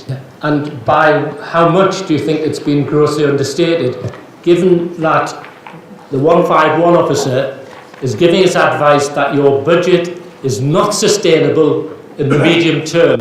We really need to have that information from you, because it's a pillar of your budget proposals that it's a sustainable budget, and I don't believe it is. And I really need you to tell me how much you think we're going to get in new homes bonus to help have a sustainable budget over the next 2 or 3 years. Well, I've explained that this figure does not relate to new homes bonus. You haven't explained. That's why I'm asking it every time. What I'm saying to you is that this is additional council tax income from new homes, council tax income, not new homes bonus. The new homes bonus, Chairman, will be on top of that. The way I've calculated this, £283,000 extra based on additional properties will be about 189 new properties. That is far below the level of new building which we have seen in this borough over the last few years. That's why I'm saying I think it is significantly understated. I think, Councillor Wallace, you haven't done your homework on this one. I really need you to tell me how much you believe will get an additional council tax as a result of new homes coming into the borough, which you vehemently oppose. How much you think it's going to be, because it's required knowledge that we understand how your budget is going to be sustainable, given the 151 officer's advice that it isn't. The figure of 189 properties, which is what £283,000 figure given in the budget, that would be 189 properties at Band D council tax, Chairman, which is what the council always bases its calculations upon. 189 is way below the level which we have had. I would suggest that we are more likely to get somewhere in the region of £850,000 extra on top of that. We've seen building far higher. The local plan itself is expecting an average of 790 properties per year. So that is almost 4 times the figure which is given there. So we're talking about of the order of £1 million coming in rather than 283,000. I think that clearly deals with that question. Councillor O'Shea. I'm content now. I don't know why Councillor Wallace didn't tell me that figure when I first asked it. I believe that she's been scratching around looking for that figure, and I think it undermines the whole case and it undermines the whole of this budget objective. Grossly unfair and inaccurate. I made it very clear at the outset that the figure about which I was talking and to which our budget refers is council tax. It does not mention the new homes bonus. The new homes bonus is a bonus on top of that, and of course the legacy payments for that go on for several years as well. I was not relying upon that. I was relying upon the council tax figure, and I made that very clear at the start of my answer. Okay. Thank you, Councillor O'Shea, and thanks, Councillor Wallace. Can we move on to Councillor Harrison, please? Councillor Thirlway. On page 2 of the objection from the Conservative Party, the first point, how much money would the junk mail opt-out save the council, and how much rubbish will be prevented from going to landfill? Well, again, Chairman, this is a suggestion. It seems to me a very sensible suggestion. Putting an opt-out, promoting an opt-out, I would think would cost virtually nothing to add that to the council's website. I don't know how much it would save. I'm suggesting that it's an easy win. We all know as individuals how much junk mail we get through our letterboxes. Some of us will carefully recycle it, other people will simply chuck the whole lot in the rubbish bin. Either way, it's going to cost the council money to dispose of it. I'm suggesting, therefore, that this is a very easy way of encouraging people who might not be aware that the opt-out even exists, encouraging them to exercise that opt-out, reduce the amount of rubbish. The problem is that these aren't just considerations, suggestions for considerations. You're asking the council to adopt these suggestions. You're asking the council to take these 5 points and make them council policy. They're not there for consideration. You're asking the council to adopt them. Well, I'm making a suggestion, but perhaps I can turn it around, Chairman. Why wouldn't the council do it? But you're saying they're just suggestions, but you're actually asking the council to adopt them. And if that's the case, why didn't you put it in your budget? Why are they just suggestions? Well, I'm sure you could put a line in saying put this on the council website. I'm sure we could get a figure for the cost for that, Chairman. So are you willing to amend this objection? Are you willing to support it if I do? Are you willing to amend your objection? Can we just, I mean, the councillor is right, that it has got the words adopt other suggestions in the body of that. They're not there for consideration. And so it's either a suggestion or you're asking it to be adopted as part of the budget. The point I was making is that we made a suggestion some years ago that the catering should be scrapped. I'm glad that that suggestion, albeit some years down the line, is now being adopted. I'm drawing attention to these other suggestions which were made earlier, and I do hope that they will adopt. You're not will be drawn- adopted by the administration. I don't think I can say any more on the topic, Chair. I'm sorry. Councillor Thirlway. I think Councillor Wallace is being quite dishonest by saying... Yeah, and I'm not dishonest. No, I think you need to. That's the Yeah, I wording. think- Can you rephrase that? I Councillor rephrase Thirlway? that. I think through this meeting, by saying these are suggestions, she's inferred that they're for consideration. And in fact, they're actually asking the Mayor and the Cabinet to adopt these proposals. They're not suggestions for consideration, they're suggestions for adoption. I think, Chairman, when anybody makes a suggestion, it's always made in the hope that it will be adopted. Maybe if the word hope had been put in there, maybe that would have made it hope to adopt. Is right? Okay. Councillor Thirlway, did you have another question? No, everything's been... Thank you. Councillor Hunter, please. John Hunter, sorry. John Hunter. Did you have your hand up, John? No, sorry. You did at the start. Councillor Green, Uriel Green. Yes, thank you, Chair. If I may just go back to the issue of the science clubs, which sound fine, but I just wonder how fair you can be with any of the after-school activities that you're going to offer, because there are some children who, if they don't catch the 3:30 bus home, there isn't another one afterwards because of lack of public transport. Now, are you going to cost the provision of buses, or are you going to persuade the private contractors who work in the area to provide extra services? Because unless you do, it doesn't offer equal opportunity and fair opportunity to every young person. Will you lobby the government to allow councils to run the bus services as well? Because consistently, Conservative members have actually opposed the provision of Nexus and local authorities running buses. But mainly at this point in time, have you costed out the cost of getting these children? Not every parent can pick up their children with cars because not every family has a car. Chairman, a lot of children walk to school, don't they? I think that as clubs always have to be assessed as to their viability, as to the interest in having them. I'm suggesting that if such clubs were available, that they would be popular and it would be possible to sustain them. Transport to and from schools, from activities like brownies, guides, tennis, swimming, whatever, is always a matter for the parents to arrange, looking at their children's interests and looking at what is feasible as a family. Councillor Green.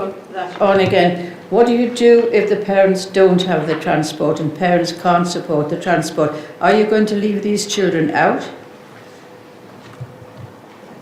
Not every child can go to everything. Not every child can have a holiday abroad. Not every child can be taken to the south of France. Not every child can be taken to Edinburgh. That's the way of the world, Chairman.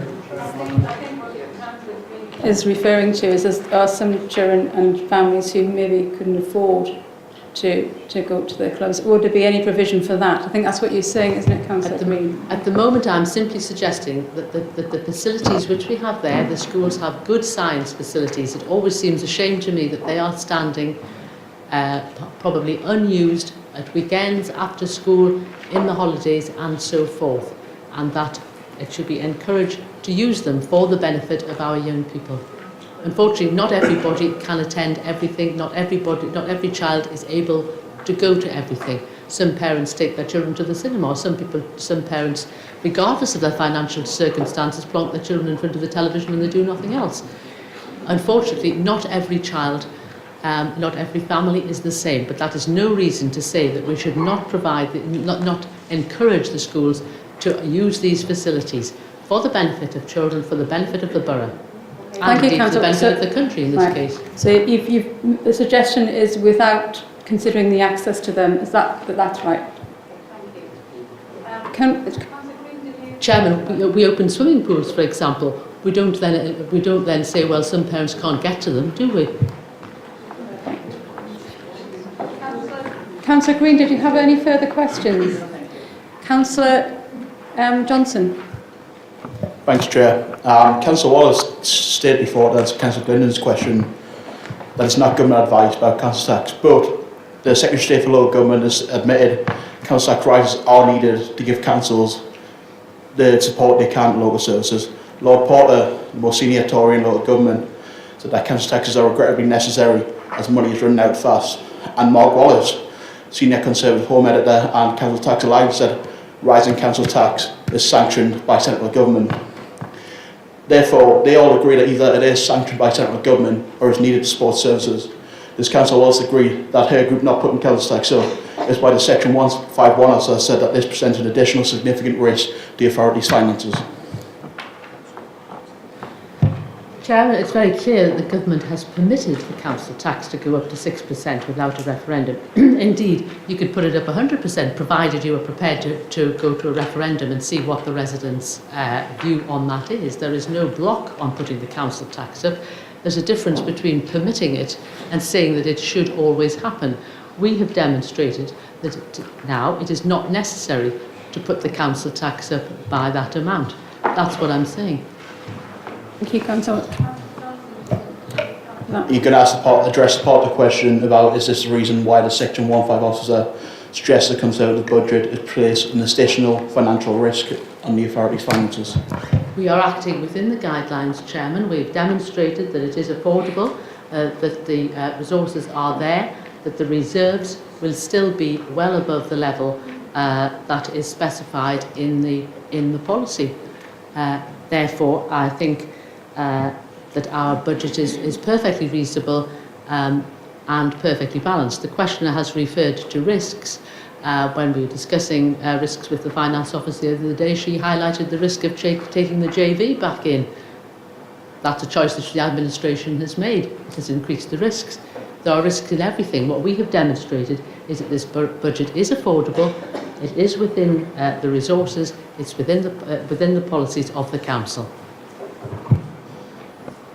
Councillor Johnson. Councillor Frank Lott. And I'm very delighted that the member opposite Thank is you, quoting Chair. Mark, of course. Can I draw attention to one or two phrases in the letter from James Gowdy? In paragraph 2, it states, "My advice is that such an objection being one that is presented as an alternative budget proposal must take into account the longer-term financial planning requirements." That same phrase is repeated in paragraph 3. An authority must have a balanced annual budget. It is also a requirement of Section 25 of the Local Government Act that the authority have regard to the report of the Section 151 officer. And in paragraph 4, in addressing the adequacy of reserves, the Section 151 officer must consider the longer-term implications and future financial risks. Can I ask Councillor Wallace if, as it appears, the Conservative group are intent on pressing ahead with this budget proposal, despite advice from our Section 151 officer and from James Gowdy QC, from which higher authority have they taken advice which convinces them that they are right so to do? Chairman, I agree with the advice of Council, and we do think that our budget does take into account the longer-term financial planning requirements.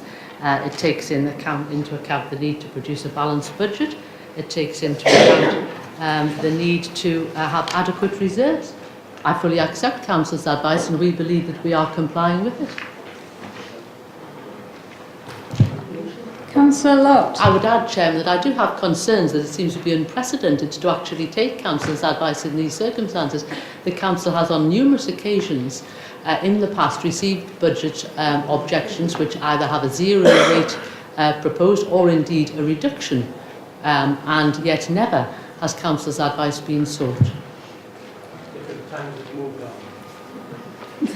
Thank you. Councillor Lott, did you have another question? It's not a question, thank you, Chair. Did you want... Right, okay. Do we want to leave that one for after the questions? We'll let that one hang, which is about the right decision. description. Councillor Pickard. Pardon, Chairman, what was that? So, I don't know what she said. He said something about hanging. I think he said he was going to let the question hang. Yes, that's right. That's what he said. Sorry, I didn't hear Did you that. make a further comment after that? I asked if it was a question. I think Councillor Lockley That's about the right description. I see. We'll let the question... Let the question hang. I think that's what he was referring to. I said to him, do you have a further question? And Councillor Locke responded by saying he was going to leave it. And I says, well, we'll leave it for the other section. And he says, yes, I'll let that hang. That's the right description. And he meant the question to hang for the next part of the meeting. I don't think he was referring to anything else. And I would hope that was not the way that was taken. Okay? Thank you, Chair. It certainly wasn't. That wasn't my interpretation of anything else. That it was an innocent remark. Okay, Councillor Wallace. Councillor Pickard. Is Councillor Wallace aware that the income from the foreshore parking permit, which you talked about, was actually transferred to Capita when she privatised the council services? It is income to the council, Chairman. That's the point. And by reducing the charge, we will not only help the motorists, we will be helping those who are having to endure the problem of cluttered side streets, which has ensued from the increase in the charge. Can I suggest that is not true? Because under the agreement, can you confirm that an existing business case would make a proposal that might reduce the income? We would have to pay compensation to Capita? We were given no advice to that effect. But we also say that then under the agreement you made when you privatised to Capita, any increase they would not have to pass on to council but could use to balance other business cases, and in fact there would be no increase in income to the council at all. I think the officers must have been unaware of that, Chairman. I think you must have been unaware of the agreement when you made it, because can you deny that you made the agreement with Capita? Our agreement is with Capita, but the figures have of course been cleared by the officers, and that was not raised as a concern, Chair. So you've made a mistake? No. Well, say that it was your agreement and you don't know what it was, we'll leave it at that. But however... Is the Deputy Mayor saying the officer is wrong? Chair, can I ask that Councillor Pickard be given another microphone? I think it is. We have difficulty hearing you, Councillor Pickard. I'm quite happy to ask for advice because the Capita contract requires that where there's an agreed business case, if we choose to alter that business case and that would reduce the income to Capita, that they could request us to pay compensation. Could I have that clarified by an officer? Could the officer clarify that point for Councillor Pickard, please?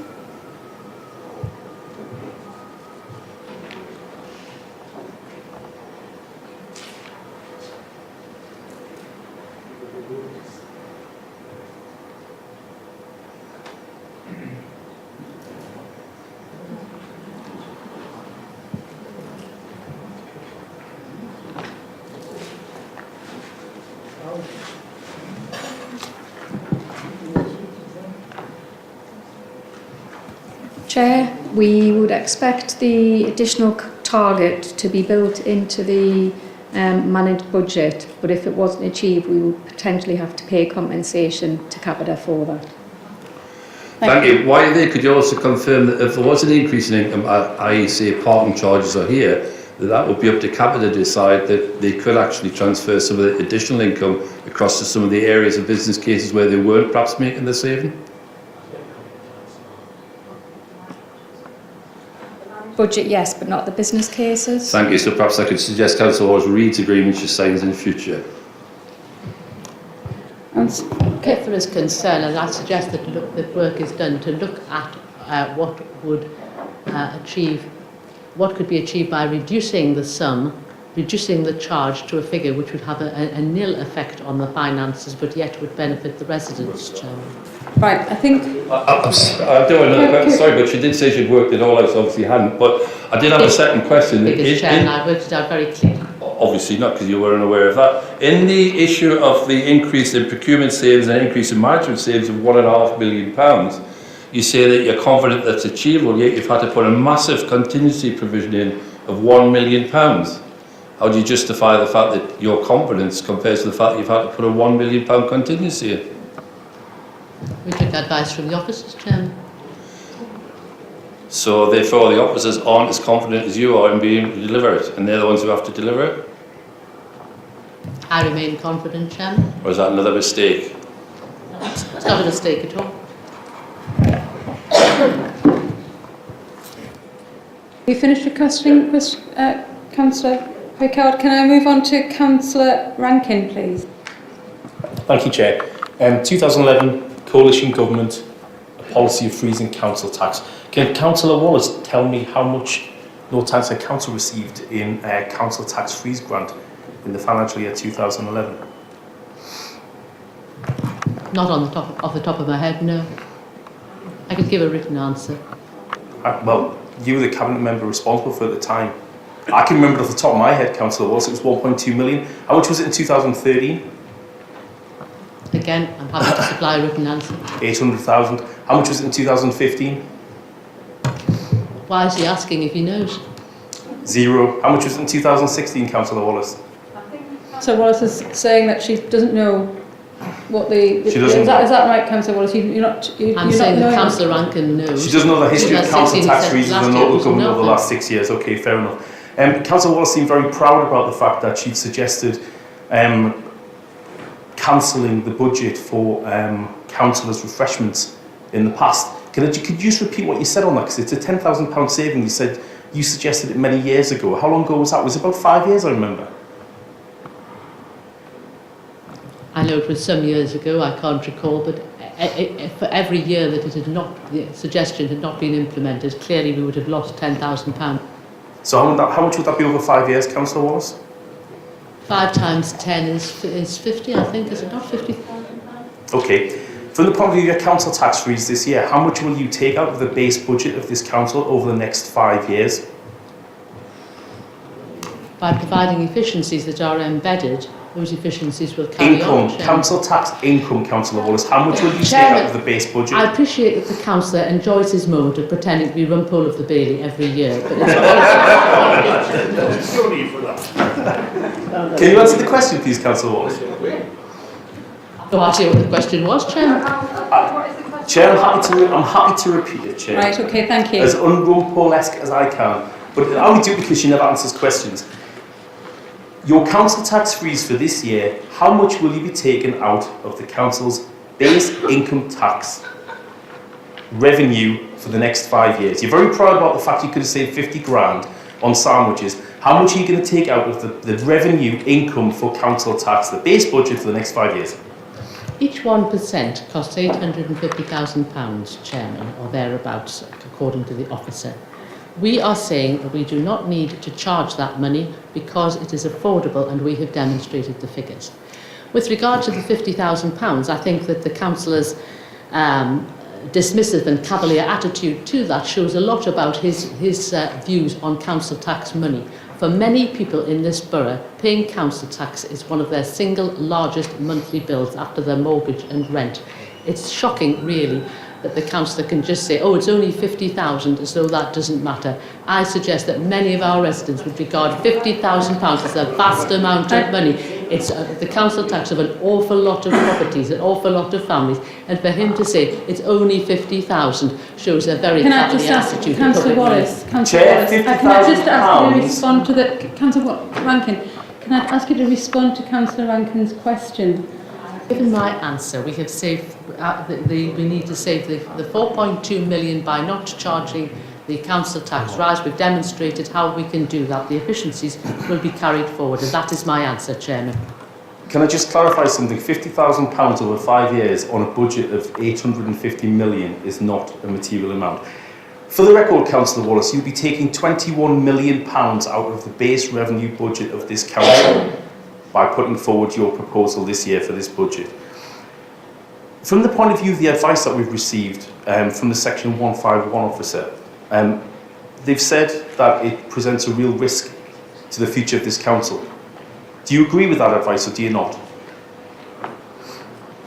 We have provided a balanced budget which complies with the legislative, and I agree that the section 151 officer has the power to give the advice. We have listened to that advice.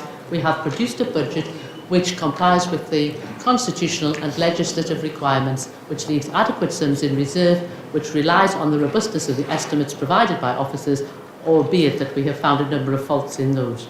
Just before you mentioned £1 million contingency where you take an officer advice to put that into your base budget. So you took the advice then, but you're putting forward a budget where the section 151 officer has specifically said in writing, and I think that's unprecedented in my time as a councillor, specifically said in writing that it presents a medium-term risk to the financial sustainability of this council.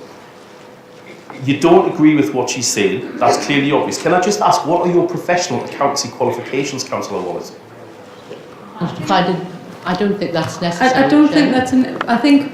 Councillor Rankin, are you saying... Are you asking the question? Yeah, Chair, I think it is when it comes to requesting professional competence on something such as this. The question is, do you agree with what the officer has said, the 151 officer has said?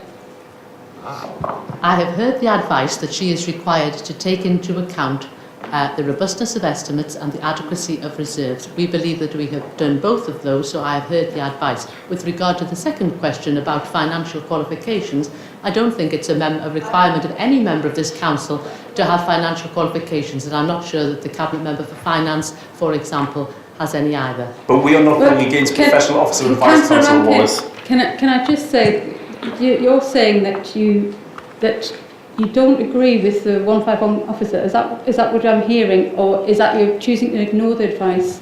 No, I'm hearing that the 151 officer is required to take into account the adequacy of reserves and the robustness of the estimates and give her advice upon that basis.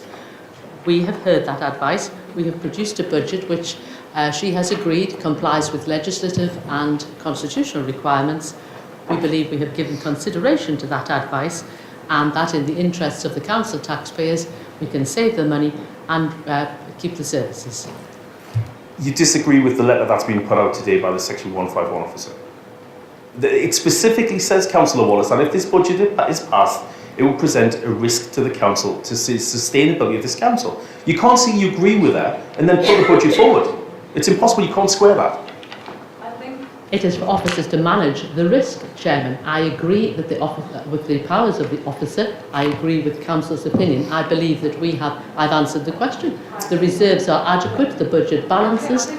To move on, because I think you're saying you agree, but you're not going to take the advice.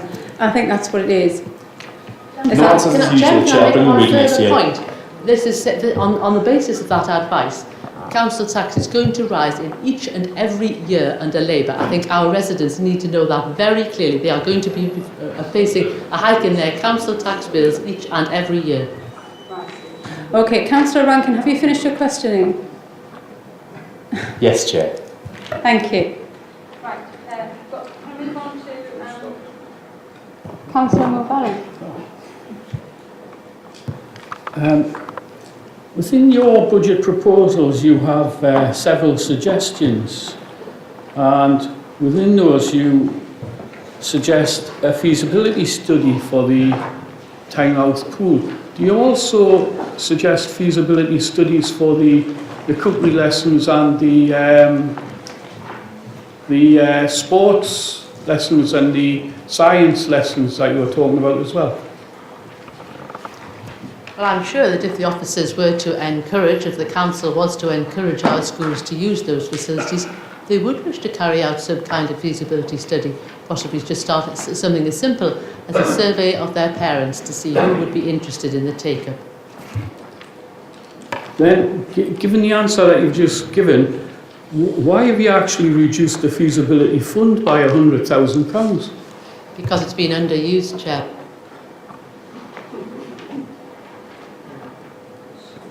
So what you're really saying is we could have carried out these feasibility studies already when you were in power? Again, we were not proposing to raise the council tax. I did actually have discussions with the then head of Children, Young People and Learning about the desirability of encouraging increased use of science facilities. And now that you've been informed about the position with schools and the fact that schools are now run by governors, would you be looking to actually try to change the regulation or legislation to actually make this possible? It's not necessary, Chairman. I'm not suggesting compulsion here. I'm simply suggesting encouraging them to do that. I can't think why you would resist such a thing. I'm not resisting, I'm just trying to work out where you're actually going to put these things. If we cannot use the properties, the school properties, where are you actually going to put these cookery clubs and so on and so forth, which you stated were attached to schools? I'm suggesting that the schools might wish to use their own facilities after school or at weekends or during the holidays. To be honest, that's no help to me, then, but I'll move on. I can't understand. The facilities are there. What I'm suggesting is that consideration that they should be encouraged to consider using those facilities that are standing empty and unused. Right. The next question, which you no doubt knows already coming, disposing of the Civic car, £27,367. Have you taken into consideration depreciation on this? Oh, undoubtedly, Chairman. That's one of the reasons I thought it was a ridiculous expenditure in the first place. As everybody knows that as soon as you drive a new car away from the garage, the value of it plummets. As it was pointed out to you last year, it was new to the council, but it wasn't actually a new car. Still, the value still falls, Chair. Well, I don't think so after being to a garage today to try to sell mine. But never mind. Just let's imagine we do get rid of this astonishing, expensive car. Have you put anything in your budget for health and welfare and security of the chair, the mayor, the equipment that is transported around and so on and so forth? And also, how are you actually going to move the said people around the borough? They can drive their own cars. So having done this just recently, driven my own car and being threatened because I had this fancy medal around my neck, would you not agree that it makes more sense to actually have something that's secure? I'm really sorry to learn that you've been threatened, Chairman. What action have you taken, has the Deputy Chairman taken as a result of that? Have the police been notified?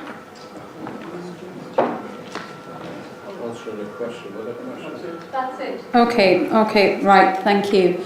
We any more questions? No? Councillor Hunter? Yes, I just think everybody's got a car.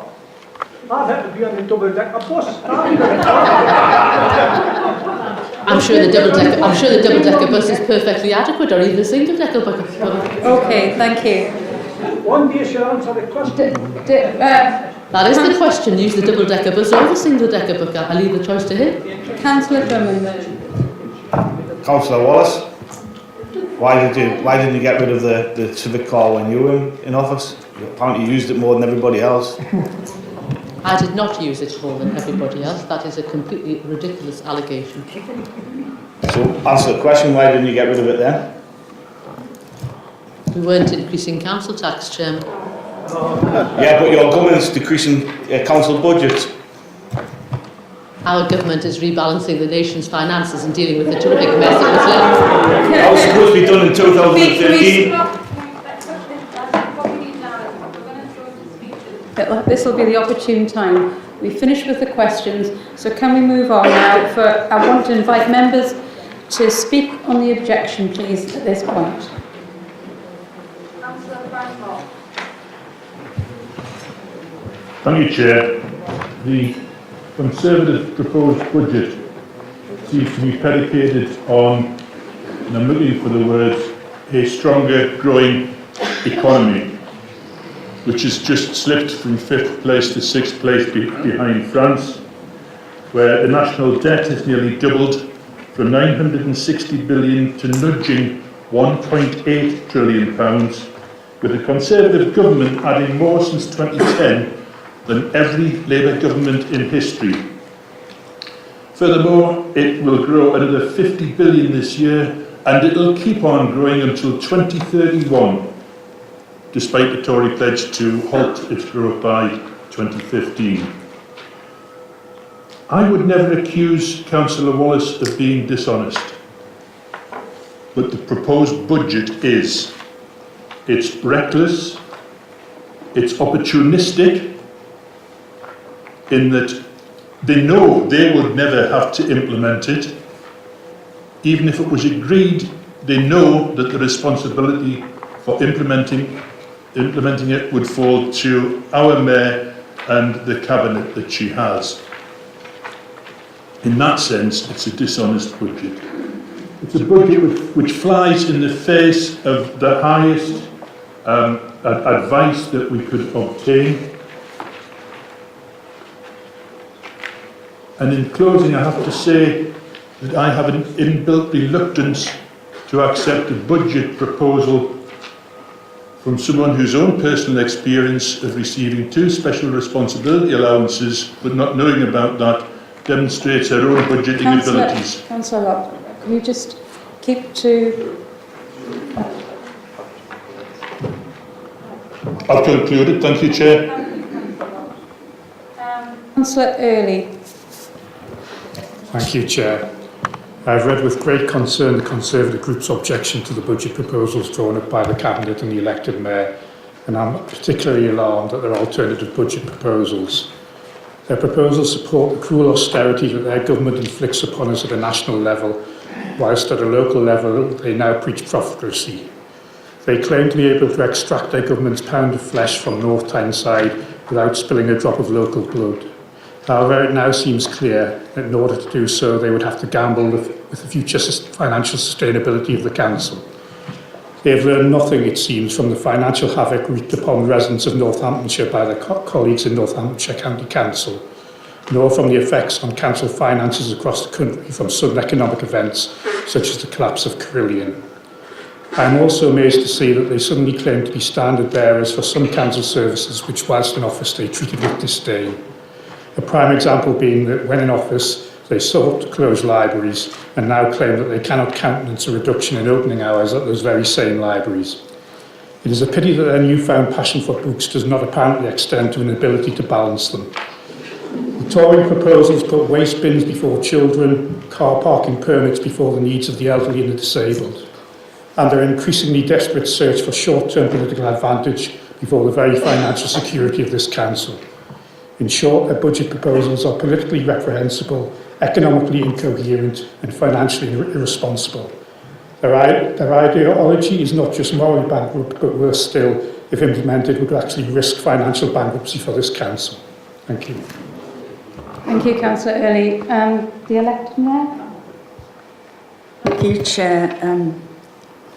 I have to say, in the professional advice we've had from everyone, there is no way that I could support what has been presented by the Conservative Group.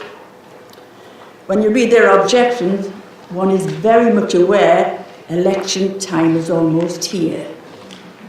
The Conservatives have always played political games with our council services, proposing to cut them when in power, and then having collective amnesia about what they said, and proposing the opposite when not in power.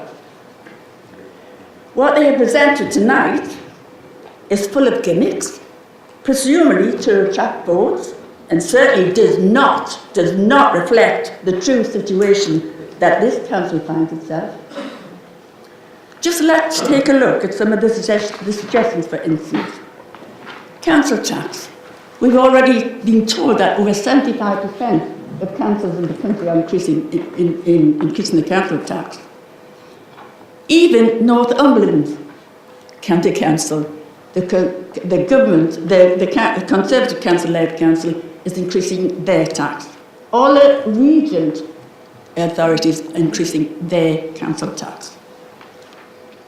Then they talk about libraries. Well, fortunately, many of us hang on to paper and have good memories. Financial planning and budget process 2013-2015. Now, if you remember, which party was the first party to close the library in North Tyneside?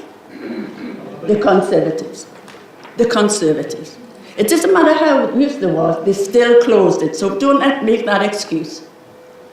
And then, because a lot of people in Monkston actually raised, quite rightly so, they dropped the idea of closing Monkston, because that's what they're going to do, let's be honest. Then, on this business case, remember Councillor Westwater kept talking about a rolling programme, a rolling programme, a rolling programme. This is the list of the libraries that we were about to look at when fear of being closed. Colour codes. And Councillor Barry writes to the paper asking us, everybody, to support the council keeping open all the time. And he was sitting there when this business came to council. Forest Hall, Monkston again, wide open, Tynemouth, Battle Hill and Long Bent. All we have done is kept the libraries open because we are sort of short of finances, just shortened the hours. We haven't closed any libraries. Then, of course, the more focus on healthy eating. Go back some years when we were in power before the Conservatives came back in. Who introduced the healthy breakfast clubs? We did. We got a national award for that. A national award for that. And Mrs. Wallace is talking about get on board and let's have some more healthy programmes. I remember sitting here, and some of you will, that one Conservative councillor said, when we had the breakfast club, if I knew of a parent who wasn't giving their child the breakfast, I would report it to social services, would you believe? Yeah. And then we come to the weekly bin collections. I think somewhere, I'm sure somebody will have it, there's a business case that we can keep the bin collections weekly until 2017, because that's when the grant stops from the government. So let's be honest about where we are and what has happened in the past. Don't hide what we did in the past. What was it your granny used to say? Don't change the spot. Leopards. Well, after reading all the Conservative proposals, I would just like to ask this question. Why didn't it do it all this when they were in power? If it's that good for North Tyneside, why didn't they do it then? But I have to tell you that the residents of North Tyneside are not stupid. In fact, they are very much the opposite. They know we have had 110 million taken from our budgets in 2010. 110 million by this government. And we, just like many other councils in the country, are having to take some very, very difficult decisions. I'm sure we have become accustomed to the Conservative political games. But this time, when you read what they're saying one time and then the next time, they really have plumbed to some new depths. This Conservative objections budget threatens the financial stability of the council. And if we agree this, we will create a significant risk to our ability to deliver services to the residents of North Tyneside. That's where we really are if we go down this road. And considering what Councillor Wallace was once Deputy Mayor and in charge of the finances for this borough, I find it incredible that the Conservative group are acting so irresponsibly to take us down that road and put North Tyneside residents in such a position. If we were to go down the road as suggested by Councillor Wallace and the Conservative group here in North Tyneside, I firmly believe that this would lead us down the road of bankruptcy. Just like the Conservative-led council in Northamptonshire, and I hear there are 10 or 12 more councils ready to end up in that state. So as the elected mayor of North Tyneside, I say to our residents, we will not allow the Conservatives to jeopardise our ability to deliver much needed service to our residents. And I would ask the council to reject this objection. And one thing I want to point out, to be quite honest, How dare Councillor All suggest that we do not encourage schools to get involved in other groups and let our young people use the school facilities. We do that at every occasion. So at the end of the day, I have to say to you, please think about what position this is going to get into us. And we cannot, as a council, support this. Think of our residents. Thank you, Elected Mayor. Can I ask Councillor Barry to now? I am supporting the Conservative budget proposals. As the Ward Council of Cullercoats, I'm very disappointed that the Mayor wishes to reduce the opening hours of the libraries, and especially Cullercoats Library. As a former head teacher, I would have thought the Mayor would have recognised and endorsed the importance of keeping the libraries open and not use them as an excuse for budget cuts. The Conservative government are not responsible for the cuts to the library funding. That's purely down to the Mayor and her Cabinet and the Labour group. How they manage their respective budgets. The Conservative budget is carefully costed, and it's clear that the Council can afford to keep the libraries open without the need to put the council tax. Labour are putting taxes up but cutting services. These proposals will reduce the usage of the library, and the next step will be closure. Under the Labour proposals, there is no evening openings anywhere in the borough. Thus anybody who works Saturday will find it very hard to get to a library with their children. There is no longer to be late readers, groups or authors events held on a Tuesday evening at the Mayor's proposed to close the library at 5:30 p.m. I fully support the residents of Cullercoats and the Friends of Cullercoats Library in fighting to keep this very important community facility open.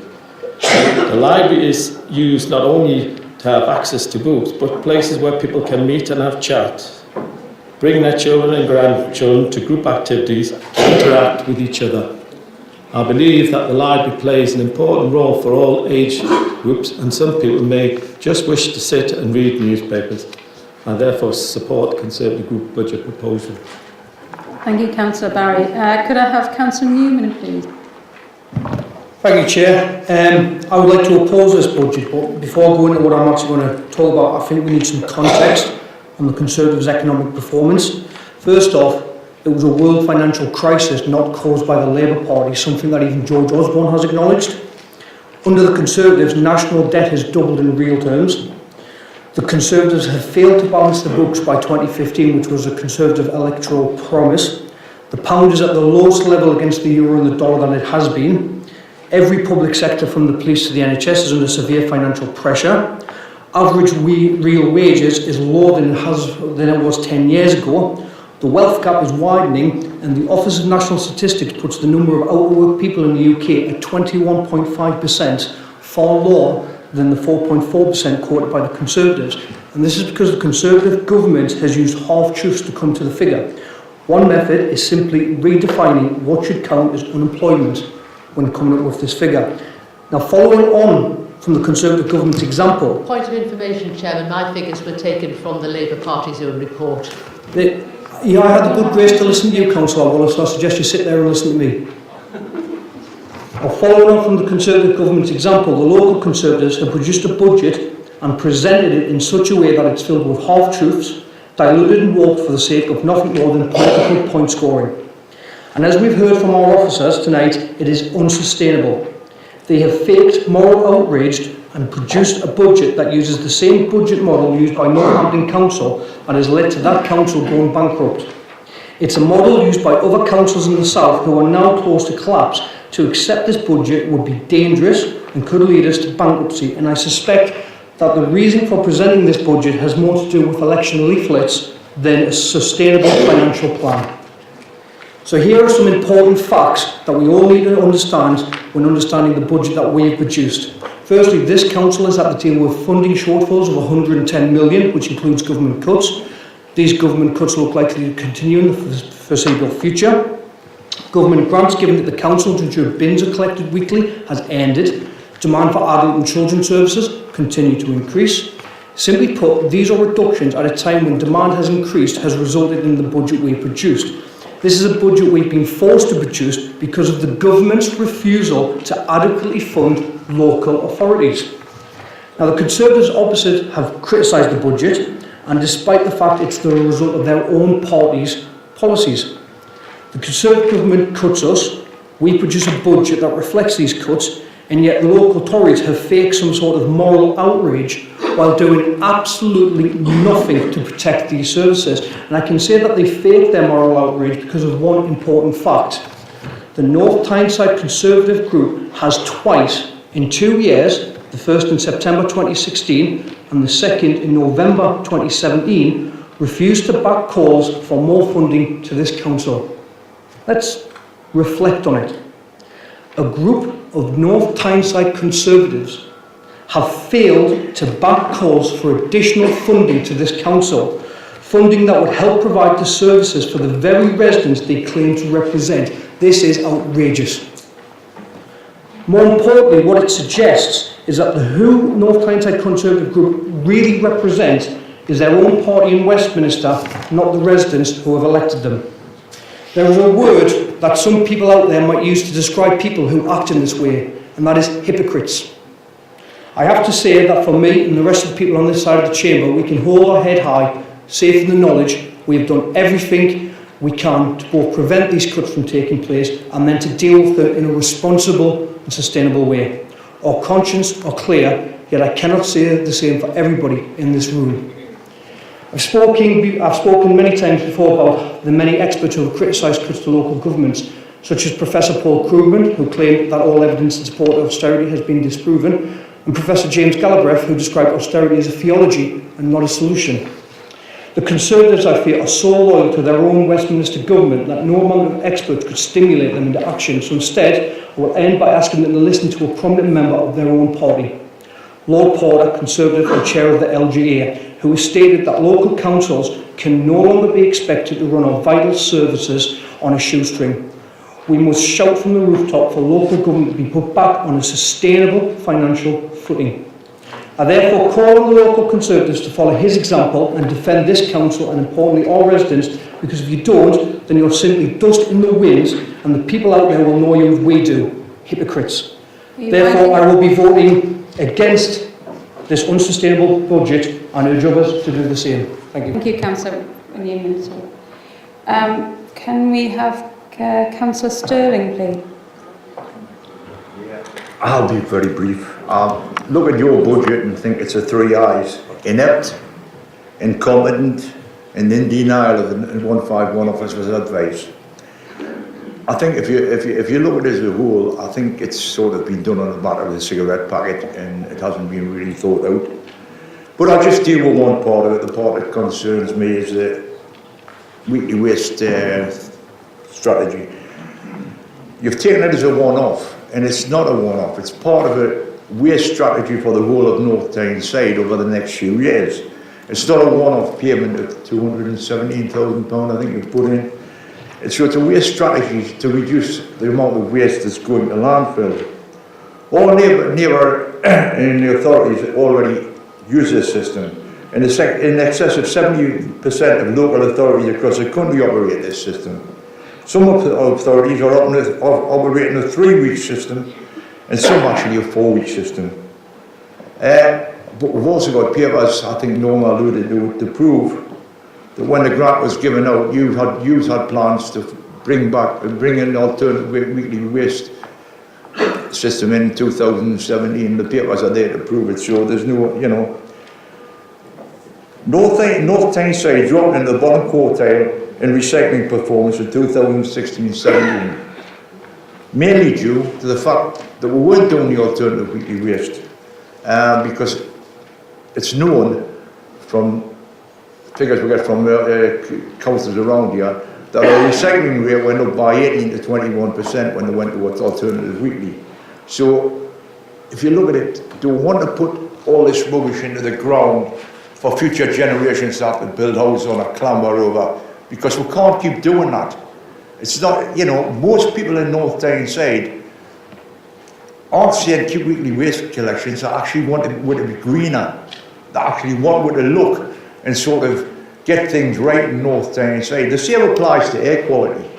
because by going to alternative weekly waste collections, would remove 10,000 miles from our collection operations, which would transport charges would reduce and would actually lose 14.86 tonnes of carbon monoxide that goes into the air, so it would give a cleaner air quality as well, which is what people want. I look at this and I think in your budget plans, there's no plans to reduce the amount of waste going to landfill. There's no plans to increase the amount of recycling in the borough. No plans to improve the air quality of North Tyneside. In effect, we're planning to be one of the worst recycling boroughs in the country. No plans to reduce the carbon footprint of North Tyneside. Quite frankly, the North Tyneside environment and the residents of North Tyneside deserve more. On top of that, it's dangerous. I think you should hang your heads in shame for the budget you've put forward tonight. Thank you, Councillor Sterling. Could I have Councillor Miller, please? Thank you, Chair. I'm in support of this budget proposal tonight as it includes something that's deeply passionate to me, which is dementia care. In the budget proposal, there's an Admiral nursed line which wasn't a gimmick, and it was based on financial costings by Dementia UK. About a year ago, I was given a very privileged opportunity to work side a dementia nurse who was conducting research for a local university. And that opportunity was given to me by Councillor Hall's daughter, Dr. Hall, and great thanks for doing that. But it's been a great benefit. Over the research period, I've had my eyes opened to this condition, despite working in the health service for many years. It's a disastrous, life-changing condition to both the individuals, the families and their carers, and I've seen firsthand the damage that it causes. This is not a gimmick. It's an honest attempt to improve the awareness, help and support to individuals with this condition. I acknowledge that the Council has already done a great deal for people with this condition, but I think there is still more work that needs to be done. And to answer Councillor Newman's comments, I support the residents in North Westminster. Thank you. Thank you, Councillor Miller. Councillor Johnson. Thanks, Chair. Over the last 2 meetings, Councillor Wallace has constantly referred to changes in the figures, changes in the settlement. The fact is, these figures changed as a result of Sajid Javid getting his figures wrong when he announced official local government settlement. Many authorities up and down this country set their budgets based on wrong numbers, the initial budgets based on wrong numbers, as a result of Sajid Javid getting his numbers wrong in the Commons, something we see as later confirmed. The ever-changing goalposts of a Conservative government.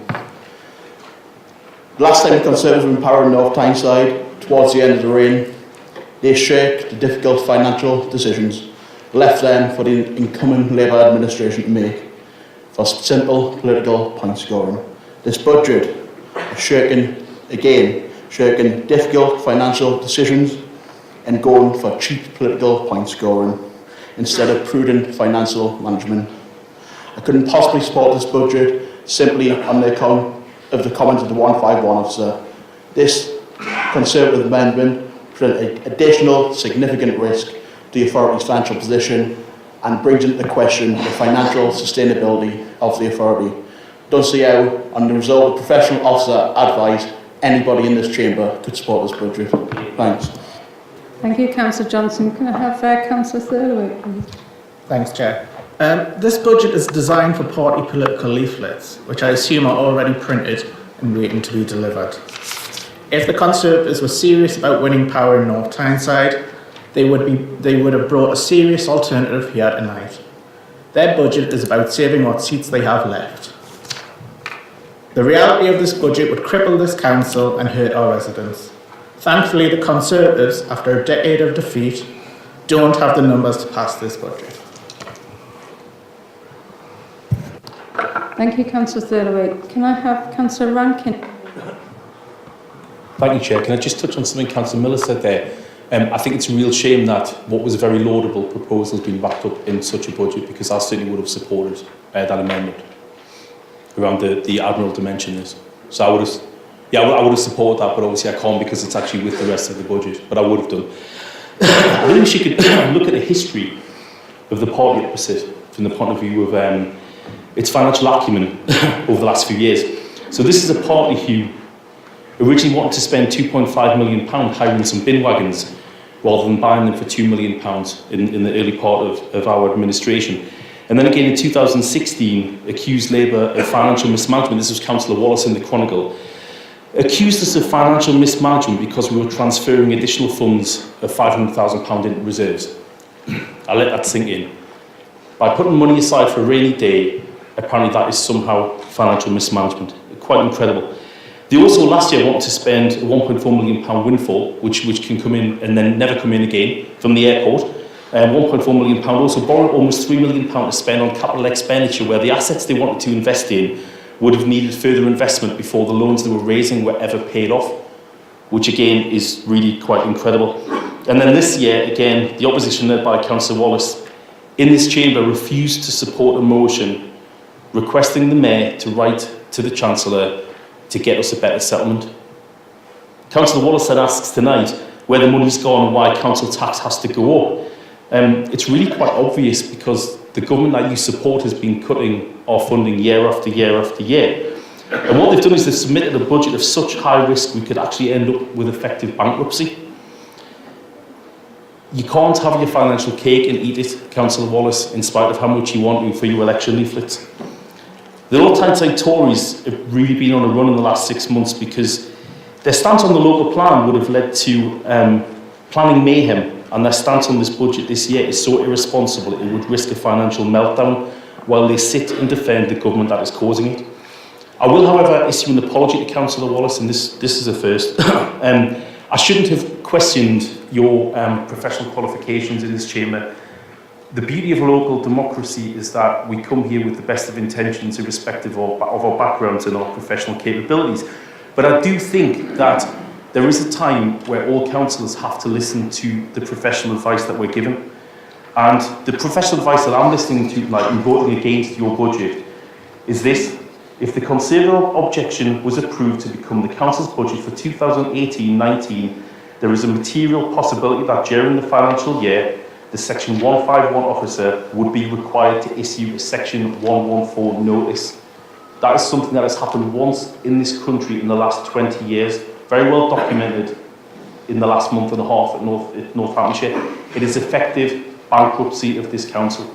So I will be voting against your budget tonight. Thank you, Councillor Rankin. Councillor Harrison. Thanks, Chair.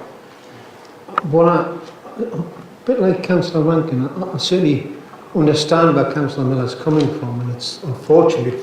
I do believe that it's how it's been wrapped up, and I'd probably suggest maybe a conversation either with the Cabinet member or certainly the Mayor of how something like this could be progressed.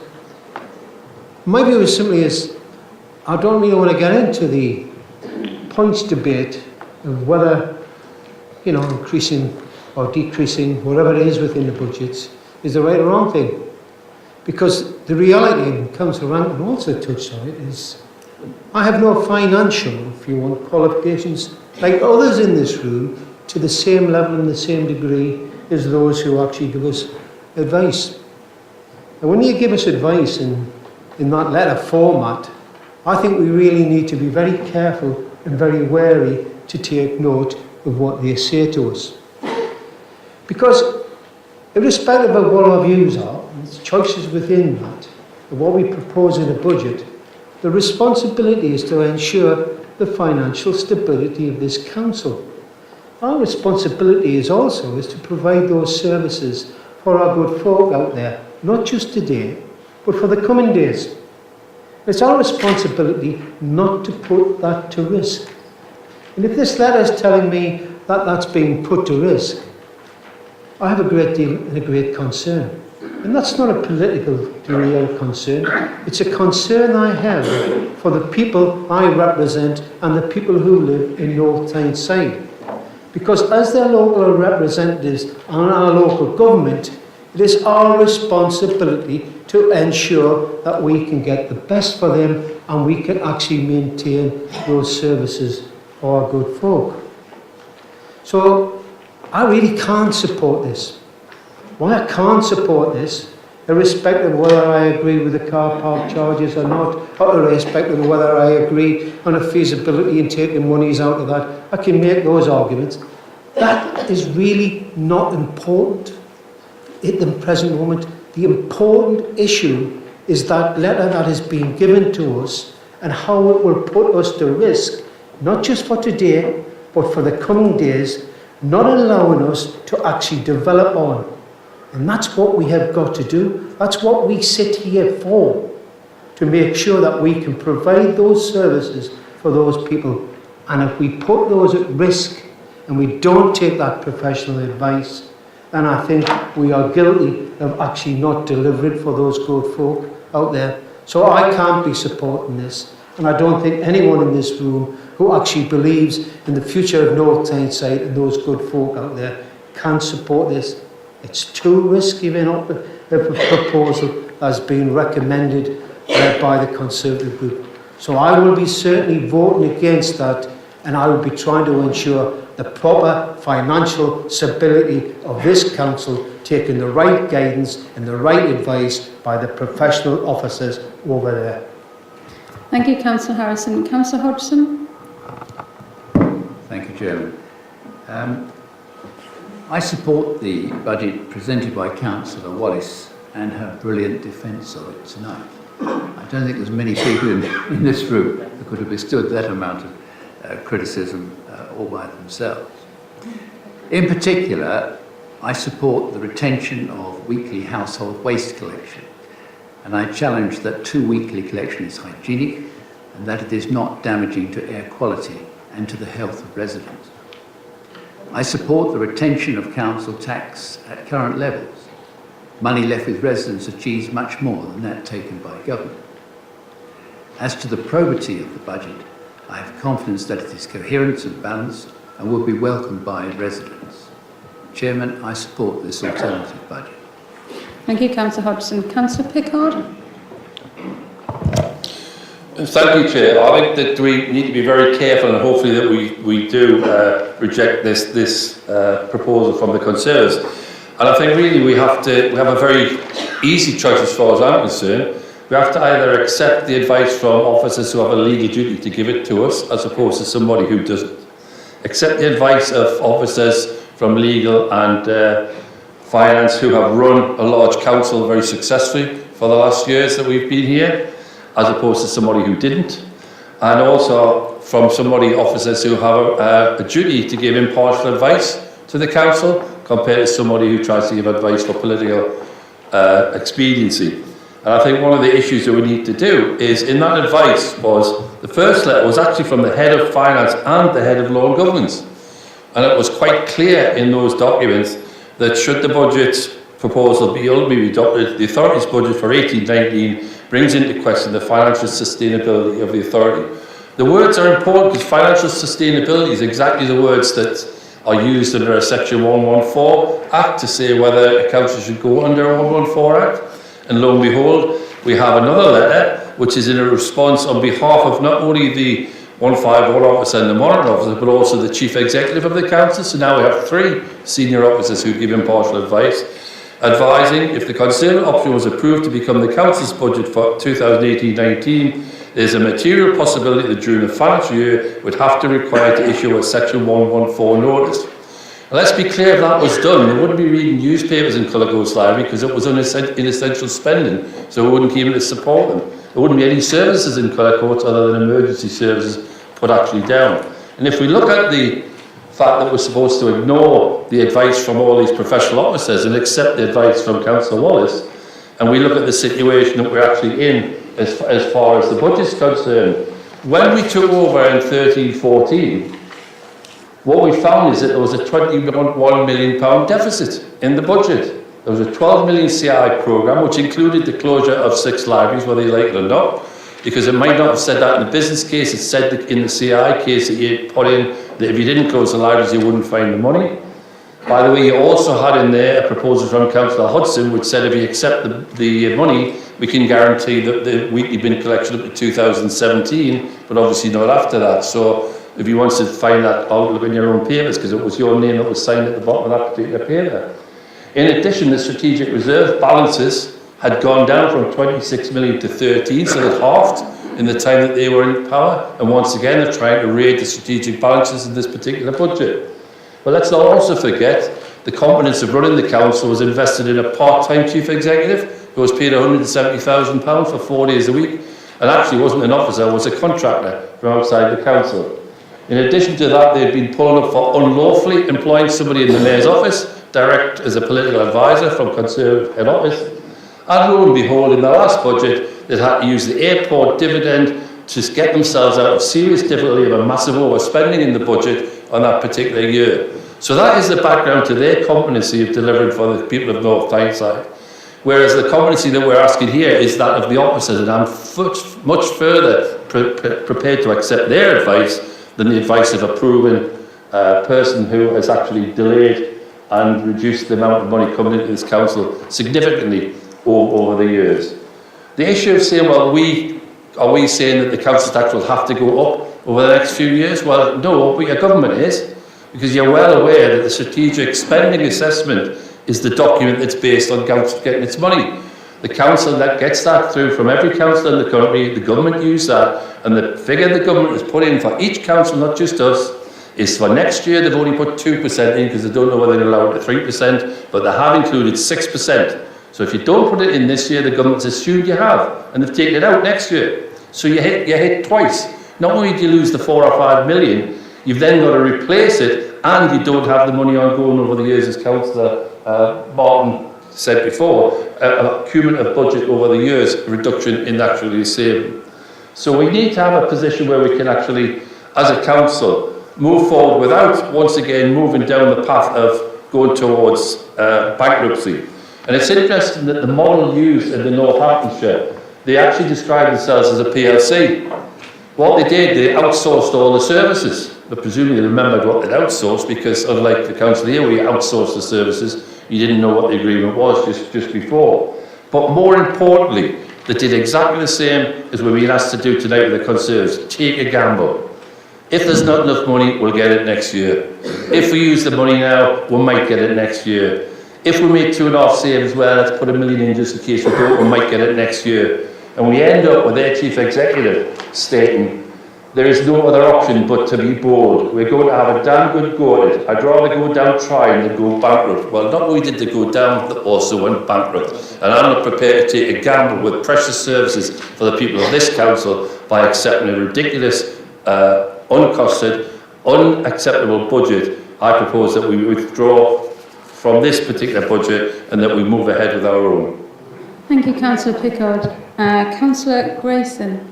Yeah, thank you, Chair. Just very quickly, because my colleagues have said a lot of the points, and they've said that because this is a very serious matter, and this is very worrying that we are faced with such an irresponsible budget proposal from the Conservative group tonight. And we can talk about the detail and we can look at the specifics, but just to re-emphasise what a couple of people have said, the key bit to this is the advice from the Section 151 officer. The alternative budget proposal from the country, ultimately, that could bring into question the financial sustainability of the authority. And they haven't questioned the professional opinion of the 151 officer. They've utterly and completely ignored it. And as others have said, I think that's not acceptable, and really we should be listening to that. But I think we know the real reason why they've done this. And it was evident in the media last week with the tweets and with the articles in the newspaper. Anything for a quick headline on 0% council tax rise, rather than the financial sustainability and the future of this council. And actually, Councillor Rankin was the first one to mention the subsequent letter that the 151 officer sent this afternoon at 5 to 3, which I don't think can be underplayed. And it is very, very significant. There is a material possibility that during the financial year, the 151 officer would be required to issue Section 114 notice, and Councillor Pickard referred to it as well. And if we look at the last section, the last paragraph of that letter from the 151 officer, this is what the Conservatives are throwing away, are putting behind a quick bit of electioneering and the ability to get a quick headline in the local media. They are risking significant, the implications of Vision 1, Section 114 are significant, impacting adversely on the financial standing of the authority, the ability to enter into contracts, to undertake appropriate treasury management, and will ultimately impact upon public confidence in the authority with the associated long-term reputational damage at a local and national level. They do not care about the reputation of this council at either local or national level. They're interested in a bit of electioneering, a quick headline, a bit of publicity, a few tweets, and they are putting at risk every service that we have in North Tyneside for a very, very irresponsible budget, and people should consider their positions very carefully if they are considering voting for this. It's irresponsible and hopefully will be rejected unanimously in the interest of this council. Thank you. Thank you, Councillor Grayson. Councillor McIntyre. Thank you, Madam Chairman. Well, you'll not be surprised, I suppose. I will be speaking in support of the Conservative amendment to the Mayor's budget proposals, because not only is it both balanced and legal, but it also has a focus on the council finances in the medium term. Whilst we propose a freeze in council tax levels this year, we do not rule out future rises if required to keep essential services running. For example, unlike Labour, who are using up all of the adult social care increase in council tax this year, the Conservative proposals still allow for a future increase next year if required. So just who is being the most responsible with the stability of the council finances? We are looking to the long term. In addition, I also note that just 2 days before we were due to submit our budget proposals, changes to the Mayor's budget on both expenditure and income of £3.2 million and £3.8 million respectively were made. To the trained eye, that suggests a degree of financial incompetence on the Mayor and a Cabinet's part, which questions Labour's ability to deliver future financial stability to the Council's finances. We further believe there is an underestimation in the increase of council tax revenue, which will occur due to the increase in the number of new homes being built, and on top of that, the new home bonus. An additional £1.7 million, and that's a small estimate, in council tax, and £2.321 million in bonus for 2018-19. Or has the Mayor forgotten about her plans to build, well, 3,000 or 3,300 homes at the Merton Monk-Seaton Gap?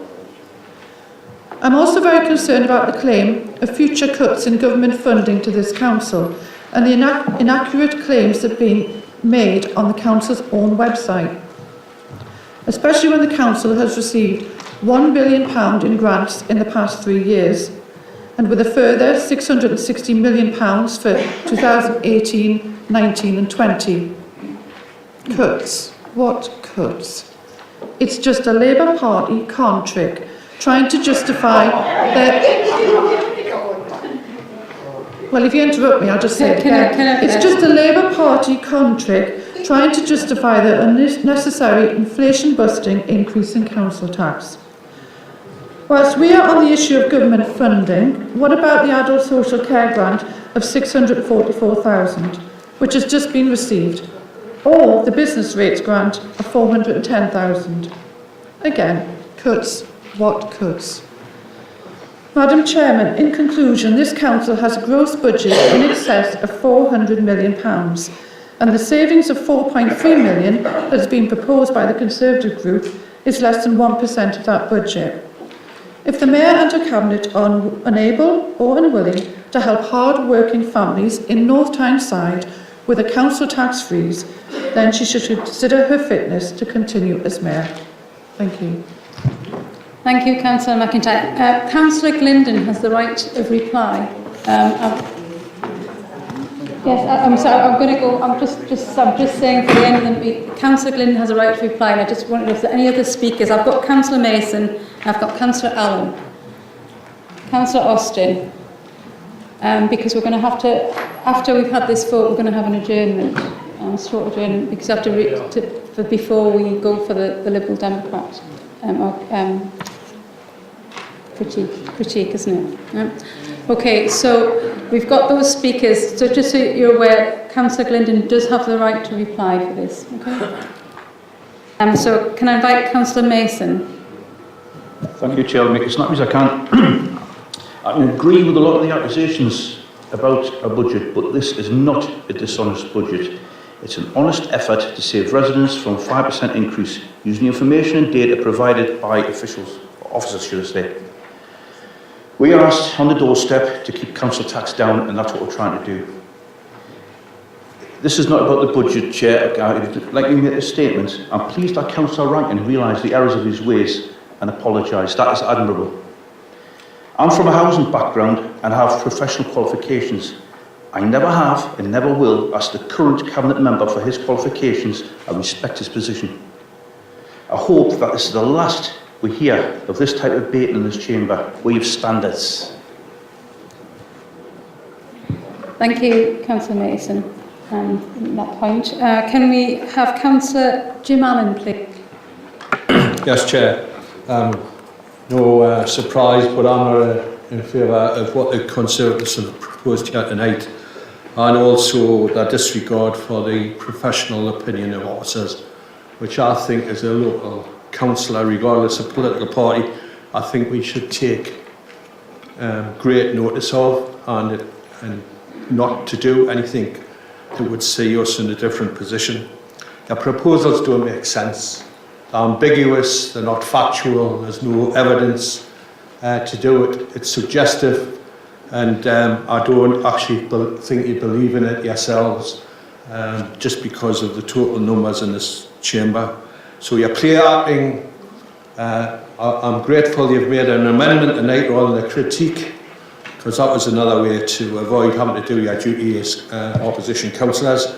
But rather than pick you off individually, I think we should just go straight to vote after Ray speaks and get it out of the way.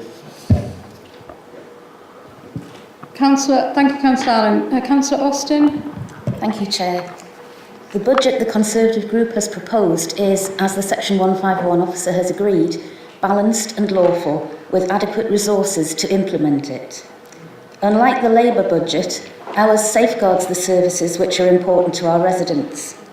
The Labour budget cynically seeks to slash services unnecessarily, to back up their political narrative of government cuts leaving them no choice. The Conservative alternative budget will save weekly bins, save libraries, properly and fully fund adult and children's care services without using the precept this year, and save residents money. Labour's budget does the opposite. Slashes bin collections and libraries, uses up the 3% adult social care precept this year, leaving nothing for next year, and imposes yet another rise in council tax bills on our residents. Comments from the Section 151 officer tonight, as well as comments backing this up by Labour councillors, show that under a Labour council, council tax can only ever rise. We can not only freeze council tax and save valued services, but also fund an additional Admiral nurse to work with dementia sufferers, an issue which is close to the hearts of all Conservative councillors, but particularly myself and Councillor Miller, who both work in this field. On the issue of adult social care, there has been some frankly shameful scaremongering, and some might say downright lies on social media in the last few days from Labour activists. To be absolutely clear, we are not proposing to make any cuts to adults or children's services. We are, however, funding it from sources other than the 3% council tax precept, which means that that remains as an option for 2019-20, unlike with Labour's budget. This means that on the important issue of caring for the elderly and vulnerable, the Conservative budget is far more prudent, responsible, forward-looking and sustainable than Labour's. Turning to the use of reserves... Allowed Councillor Wallace to jump in when she said a fact was incorrect. This is what was said there was no cuts to adults or children's services. This is an amendment to our budget, and they've actually taken £800,000 out of what is put in for children's services. So her statement is incorrect. No, that's not correct. Turning to the use of reserves... Sorry, but it is. can you repeat that? Yeah, they said no change to children's services. Don't forget, this is an objection to our budget, right? So they've cut our budget by differences, £800,000 taken away from children's services with this objection that they put forward tonight. That is not correct. Our budget did not do that. I'm sorry, could I point it does. Could I continue, Chair? This really is not... Well, no, she's misleading the council and the public. You've been doing it all right, it's actually over 800,000.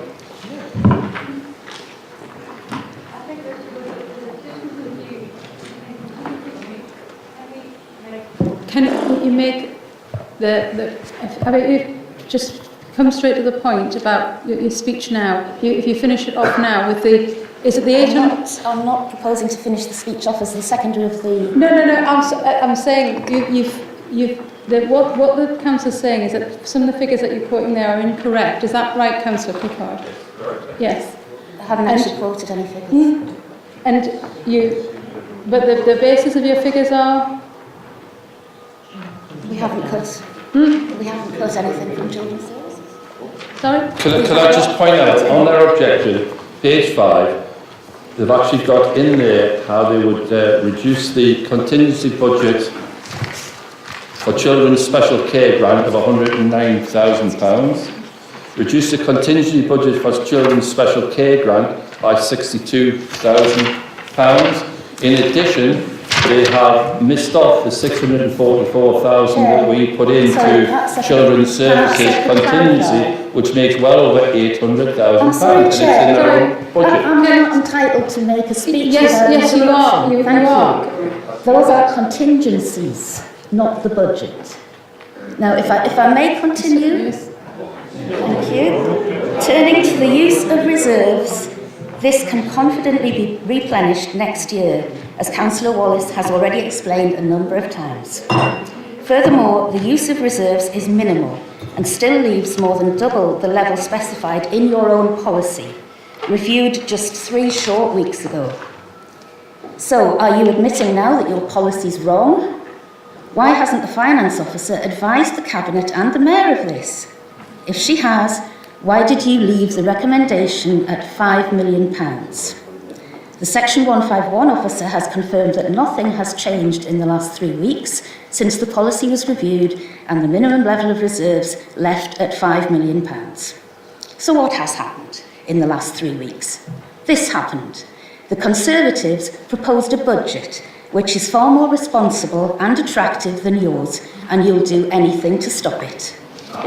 Isn't it the case that as a political group you have panicked that the opposition has proved that you don't have to cut bin collections, you don't have to cut libraries, and you don't have to hike the council tax by 5%?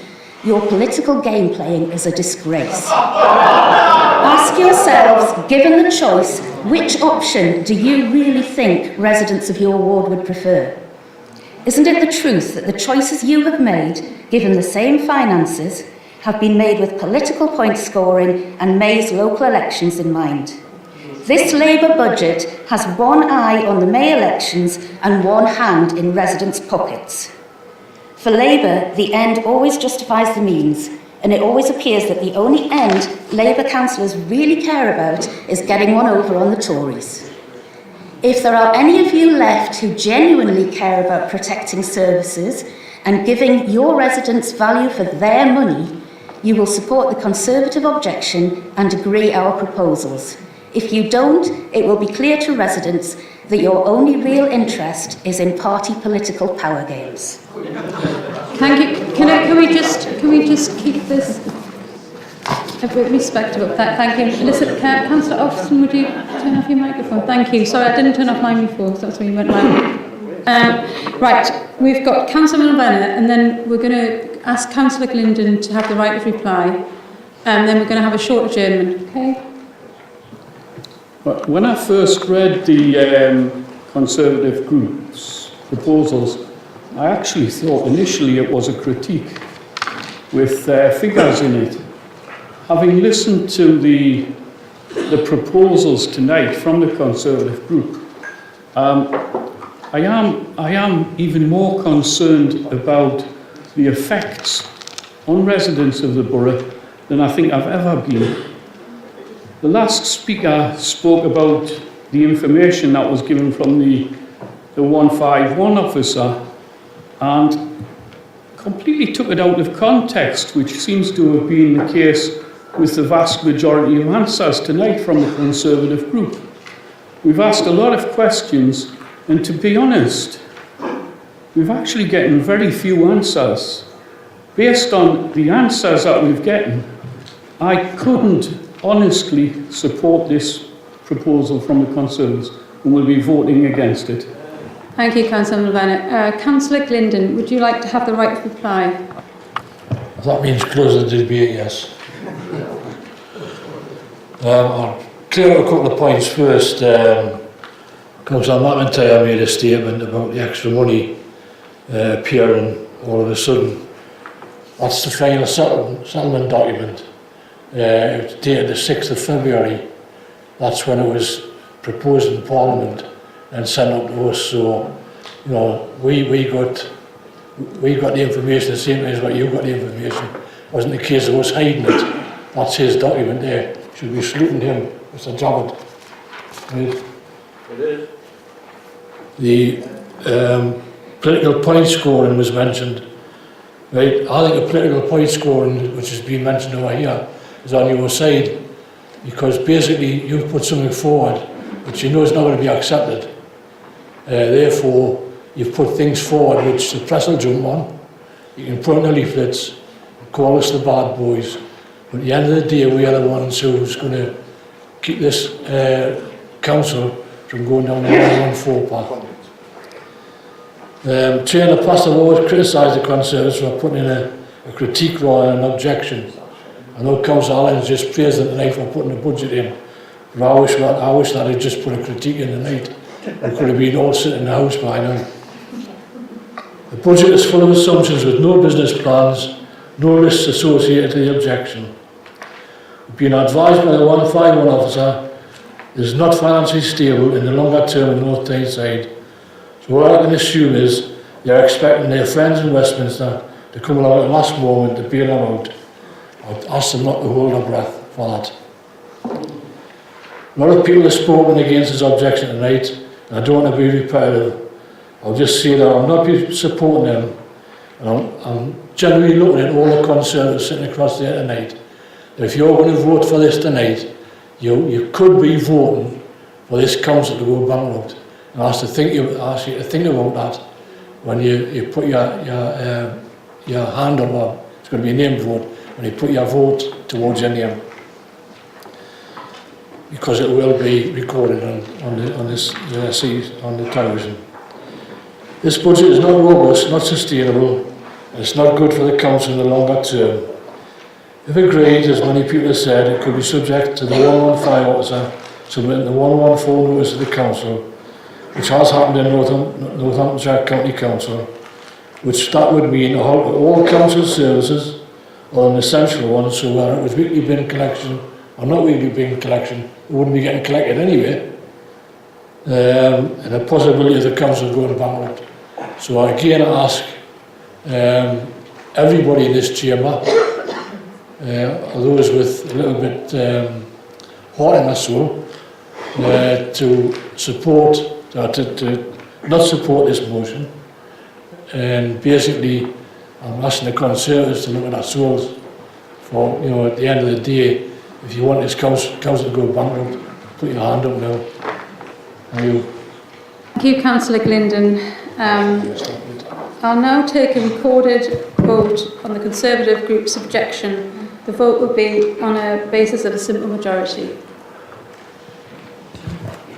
Councillor Allen? Against. Councillor Arkle? Councillor Austin? Councillor Barry? Councillor Gary Bell? Yes. Councillor Linda Bell? Councillor Bolger?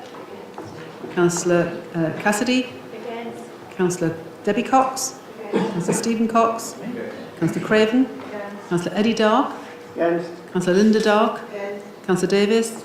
Councillor Drummond? Councillor Early? Councillor Glindon? Councillor Graham? Councillor Grayson? Councillor Green? Councillor Hall? Councillor Harrison? Councillor Hudson? Councillor John Hunter? Against. Councillor Marion Huscroft. Against. Councillor Nigel Huscroft. Against. Councillor Johnson. Against. Councillor Frank Lott. Against. Councillor Wendy Lott. Against. Councillor Gary Madden. Against. Councillor Maureen Madden. Against. Councillor Mason. For. Councillor McIntyre. For. Councillor McMullen. Against. Councillor Miller. Councillor Mulvenna. Against. Councillor Newman. Against. Councillor Oliver. Against. Councillor Osborne. Against. Councillor O'Shea. Against. Councillor Percy. Against. Councillor Pickard. Against. Councillor Rankin. Against. The elected mayor. Against. Councillor Reynolds. Against. Councillor Sterling. Yes. Councillor Thirlaway. Yes. Councillor Walker. Against. Councillor Wallace. For. And Councillor Wheatman. Against.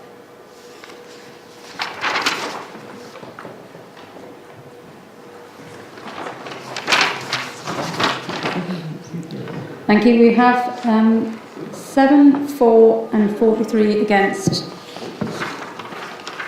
Falls. Falls. That objection falls.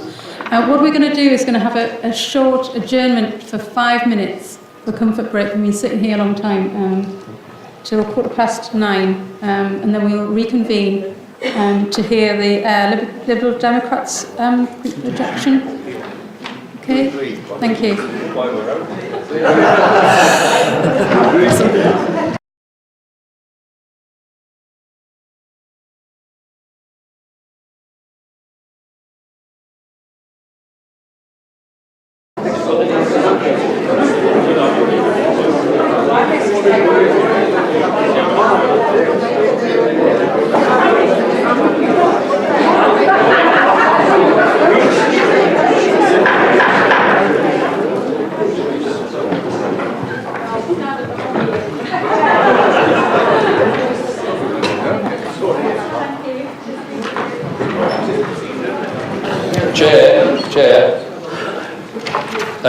Could I move a suspension of the council rules of procedure to enable this meeting to continue and the council tax setting process to be concluded?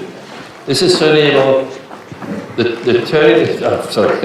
This is to enable the budget setting process and enable appropriate implementation of the associated budget business cases as soon as possible.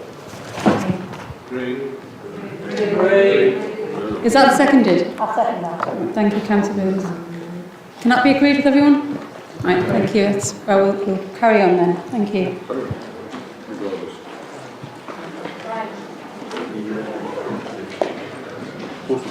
Can I invite Councillor Huscroft to move the Liberal Democrats group's objection, please? Which one? Sorry, is it Marion? Sorry. That's all right. Sorry. Thank you, Chair. We recognise the continued pressures placed on local government. We've seen many central administrations and many cutbacks in local government. And since the Gershon efficiency savings were introduced into the Blair government, successive other government cutbacks have been year on year. There's now a considerable funding gap, affecting many mainstream services. According to the LGA, nationally local services are still facing a funding gap that will exceed £5 billion in 2019-2020. Until government policy changes, the situation isn't going to improve. This is why we are asking the elected mayor to prioritise and to review some of the proposed savings she is making to ensure rigorous monitoring of service provision. We don't underestimate the task, but we are concerned that the situation for some of our more vulnerable residents will become even worse. The mayor's proposals will mean the loss of at least 118 full-time equivalent posts, and given many of them will have rent or mortgage commitments, can we ask the council? Can we ask if the council will be offering any support to them? The items we have listed are ones we have particular concerns. First one deals with European funding, and while that avenue may soon close, the council will have to try to find funding from elsewhere. The second one dealing with mental health and learning disability. This is an area that has been underfunded in the past, and many people are now being diagnosed with mental health issues, where they weren't previously. This saving seems to be looking ahead to changing situations, restructures and more online services. But deleting 5 enabling officers now seems extreme. Changes here need to be sympathetic and gradually developed. Under cared for, value for money, tested social care, I hesitated because I couldn't read my writing. At the moment, residential care homes receive payment according to the band they are in. North Tyneside rate 18 homes in band 1, 11 in band 2 and 1 in band 3. The Quality Care Commissioners rate 1 in band 1, 17 in band 2 and 12 in band 3. The local authority pays a reduced rate, not the full commercial rate. Private individuals pay the full commercial rate. By changing the bands and accepting the Quality Care Commissioners banding, the local authority will be paying less to residential care home providers. As the local authority already pays a reduced fee, will the homes not choose to take privately funded individuals first to balance their books? Our concern would then be what happens to residents funded by the council. Will they be able to stay on the previous terms with council funding? Will they be liable to top-up fees or even have to find alternative care? When the review and restructure of the Integrated Services Rehabilitation Services offer, we feel this could lead to delays in assessments, which could lead to longer waiting times for residents. When we personally needed to assess this service, we had to wait some weeks for an assessment, which was okay for us, but it isn't for everybody. We are concerned that families doing their best and already under stress will be placed under even more pressure. We understand that the report says that urgent cases will be seen sooner, but who decides what is urgent? The decrease of library hours. While decreasing library hours is better than closing libraries, libraries provide a source of immense pleasure for many and also education. Residents who work, including those who may be doing part-time courses, will find it harder to use their local library if there is no evening opening. The alternative weekly bin collections, we know that many local authorities have already gone down this route, but this doesn't mean North Tyneside had to join them. For most residents, this may be possible, but families with young children and families caring for elderly residents may well experience difficulties.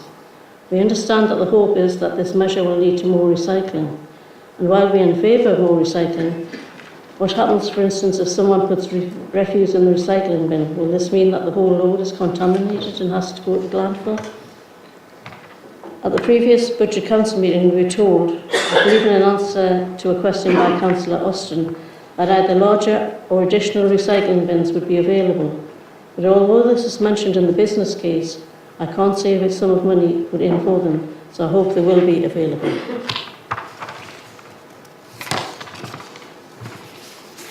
The final point we made was on the minimum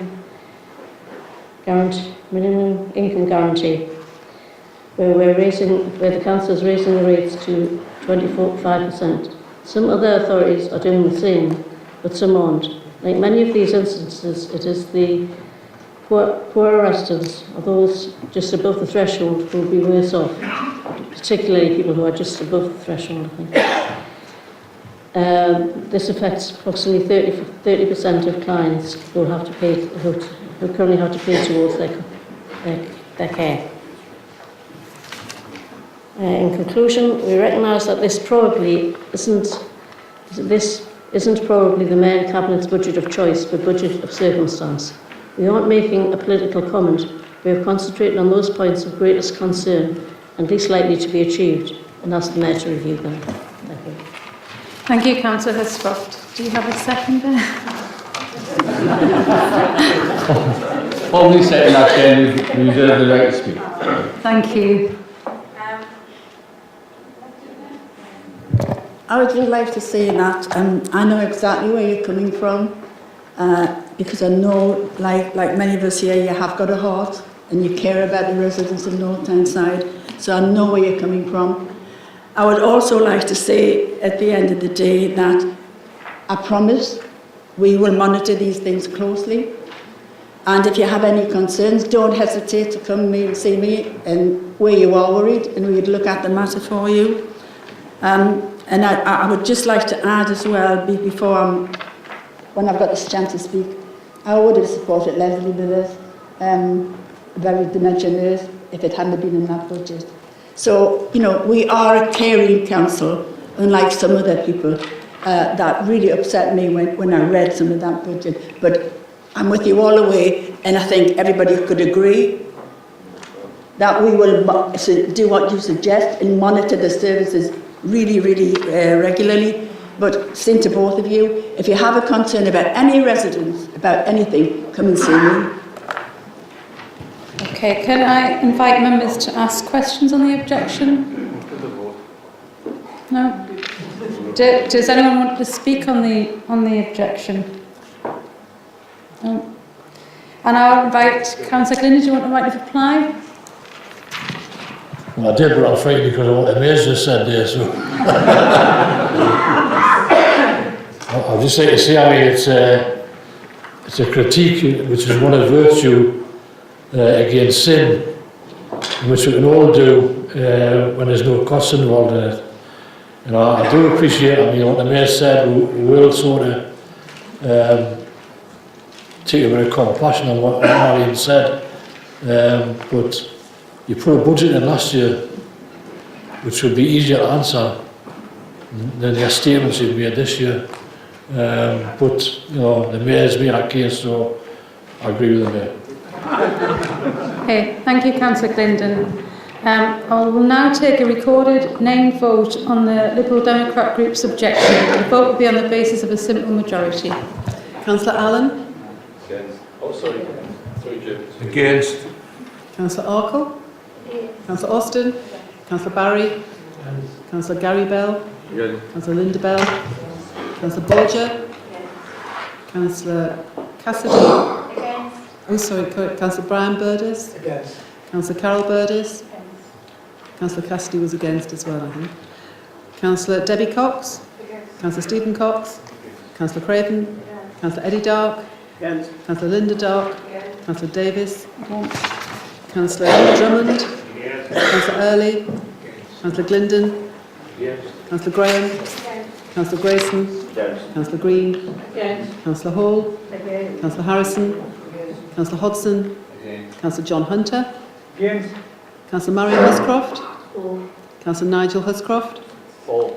Councillor Johnson? Against. Councillor Frank Lott? Against. Councillor Wendy Lott? Against. Councillor Gary Madden? Against. Councillor Maureen Madden? Against. Councillor Mason? Against. Councillor McIntyre? Against. Councillor McMillan? Against. Councillor Miller? Against. Councillor Mulvanna? Against. Councillor Newman? Against. Councillor Oliver? Against. Councillor Osborne? Against. Councillor O'Shea? Against. Councillor Percy? Against. Councillor Pickard? Against. Councillor Rankin? Against. The elected mayor? Councillor Reynolds? Councillor Sterling? Councillor Thirlaway? Councillor Walker?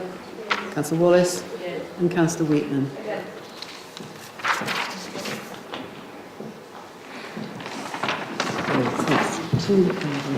So that's 2 in favour and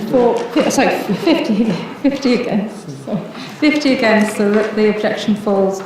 I'll now invite members to speak on the substantive motion, i.e. the CAP's proposals. Anyone wants to speak? Councillor Wallace. Councillor Wallace. Thank you, Chairman.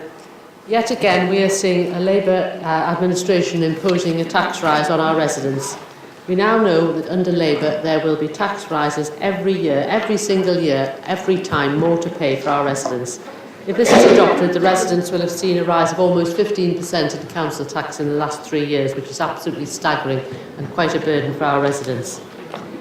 Residents got very little information in advance, very little detailed information on which to make a considered judgment during the so-called engagement process.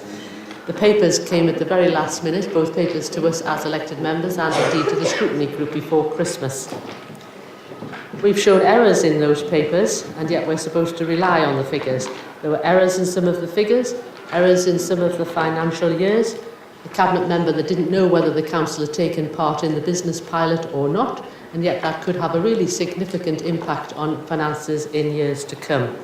That's a really important issue. I hope that we can rely on some of the figures. Some of them are very vague. Organisation, for example, talking of cuts of managers of 50 or 75, and there's quite a difference in that. And indeed, in one of the business cases last year on the same topic that showed no increase in one department, we then saw a significant increase during the course of the year. So I think this is all very worrying, and we see a very strange sense of priorities, preferring to fund trade unions rather than saving services.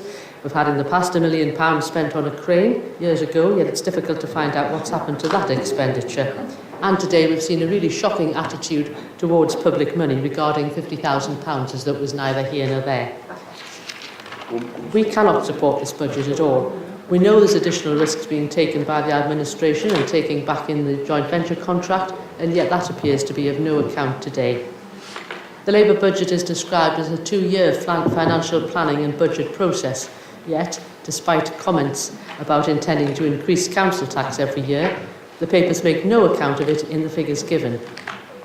Again, savings are specified as being required, yet 90% of them are yet to be found. How can this be described as a 2-year budget and considering the finances in future years? We cannot support a rise in council tax and a budget that cuts services at the same time. Thank you. Thank you, Councillor Wallace. Do we have anyone else to speak? Can I invite Councillor Clinton? Sorry, Councillor Pickard. Thank you, Chair. Thank you, Chair. I fully support this budget. I think we have to be aware that despite the fairy tales from the Conservatives, there is no Labour plot to say there are cuts year on year. It's actually happening, and it's put forward by Conservative leaders throughout the country who actually agree about the size of the cuts that take place. Over 40% cuts since 2010 in the funding to local government. It's not the Labour Party that's suggesting that council tax will rise year on year. It's the government's procedure, because it's moving down to a zero support from rate support grant to the council to replace it with what? First of all, they said 100% business rate retention. Now they did a little bit of a trial with the combined authority areas that had the elected mayor and found out, well, that might not work, so let's try 75%. So government is left unable to plan for the future because it doesn't know what the end result's going to actually be. And I think that you'd be disingenuous saying that we didn't take part in the business rates trial, because if you'd read the answer, it was quite clear. It had to be from pooled authorities. Now, unless you're suggesting, the Conservatives, that we pool all the business rates in the North East and then share it all out evenly amongst everybody, which would negate your very issue that you said about increasing businesses, startups in North Tyneside, for which we are significantly doing better than the rest of the country and the rest of the North East. So there's no plot, it's actually a figure that is in there and it's done every year and is available on the government website if you care to actually look at what it is. But as I said before, we've had the letters from the Chief Executive, from the Head of Law and from the Head of Finance seriously telling the Council that if we had accepted the budget we put forward, we would have been in a 144 situation, which in fact means the Council would have been bankrupt. We're not prepared to go down for that. Our budget provides maintaining libraries rather than closing the libraries. Yes, we have to move to the weekly grant, but that was proposed by yourself on the alternative weekly that you would have to go to in March 17. We kept it for another year. On the issues of saying that, didn't Councillor Austin say contingencies aren't part of the budget? I find that amazing that the person sitting next to you said they'd put £1 million into contingencies as part of the budget, yet you took out the 2 levels of contingencies in your own budget, didn't add the 644,000 back in that we have done in our budget, therefore you cut. The difference between yours and our budget was 800,000 you took away from vulnerable children in this particular borough. So not only was it a dubious budget that you put forward somebody going to a library for an extra 2 hours a day above the benefit of vulnerable children in this particular borough. That 800,000 is a contingency because there's a massive problem on children's services. Hasn't been recognised in much the same way as adult services, but it will have to be recognised by the government soon. Your budget would have been irresponsible and would have actually cut that money out. Our budget goes ahead with sensible savings that we need to make and that we'll have to make in the light of the government announcement. And I believe that we have to put these issues forward to the people of North Tyneside to suggest to them that not only us, it's either North Tyneside's wrong and the same as 95% of councils around the country who are clamouring saying they must increase the budget. And what was the answer to you? Well, the reason we put the 3% in this year for adult social care is because the pressures on adult social care are there now. It is not a myth that those pressures may sometimes arise during the year. They are there now. We're having to deal with them. We don't yet know the effect of negotiations for care homes. We don't know the effect of negotiations for carers.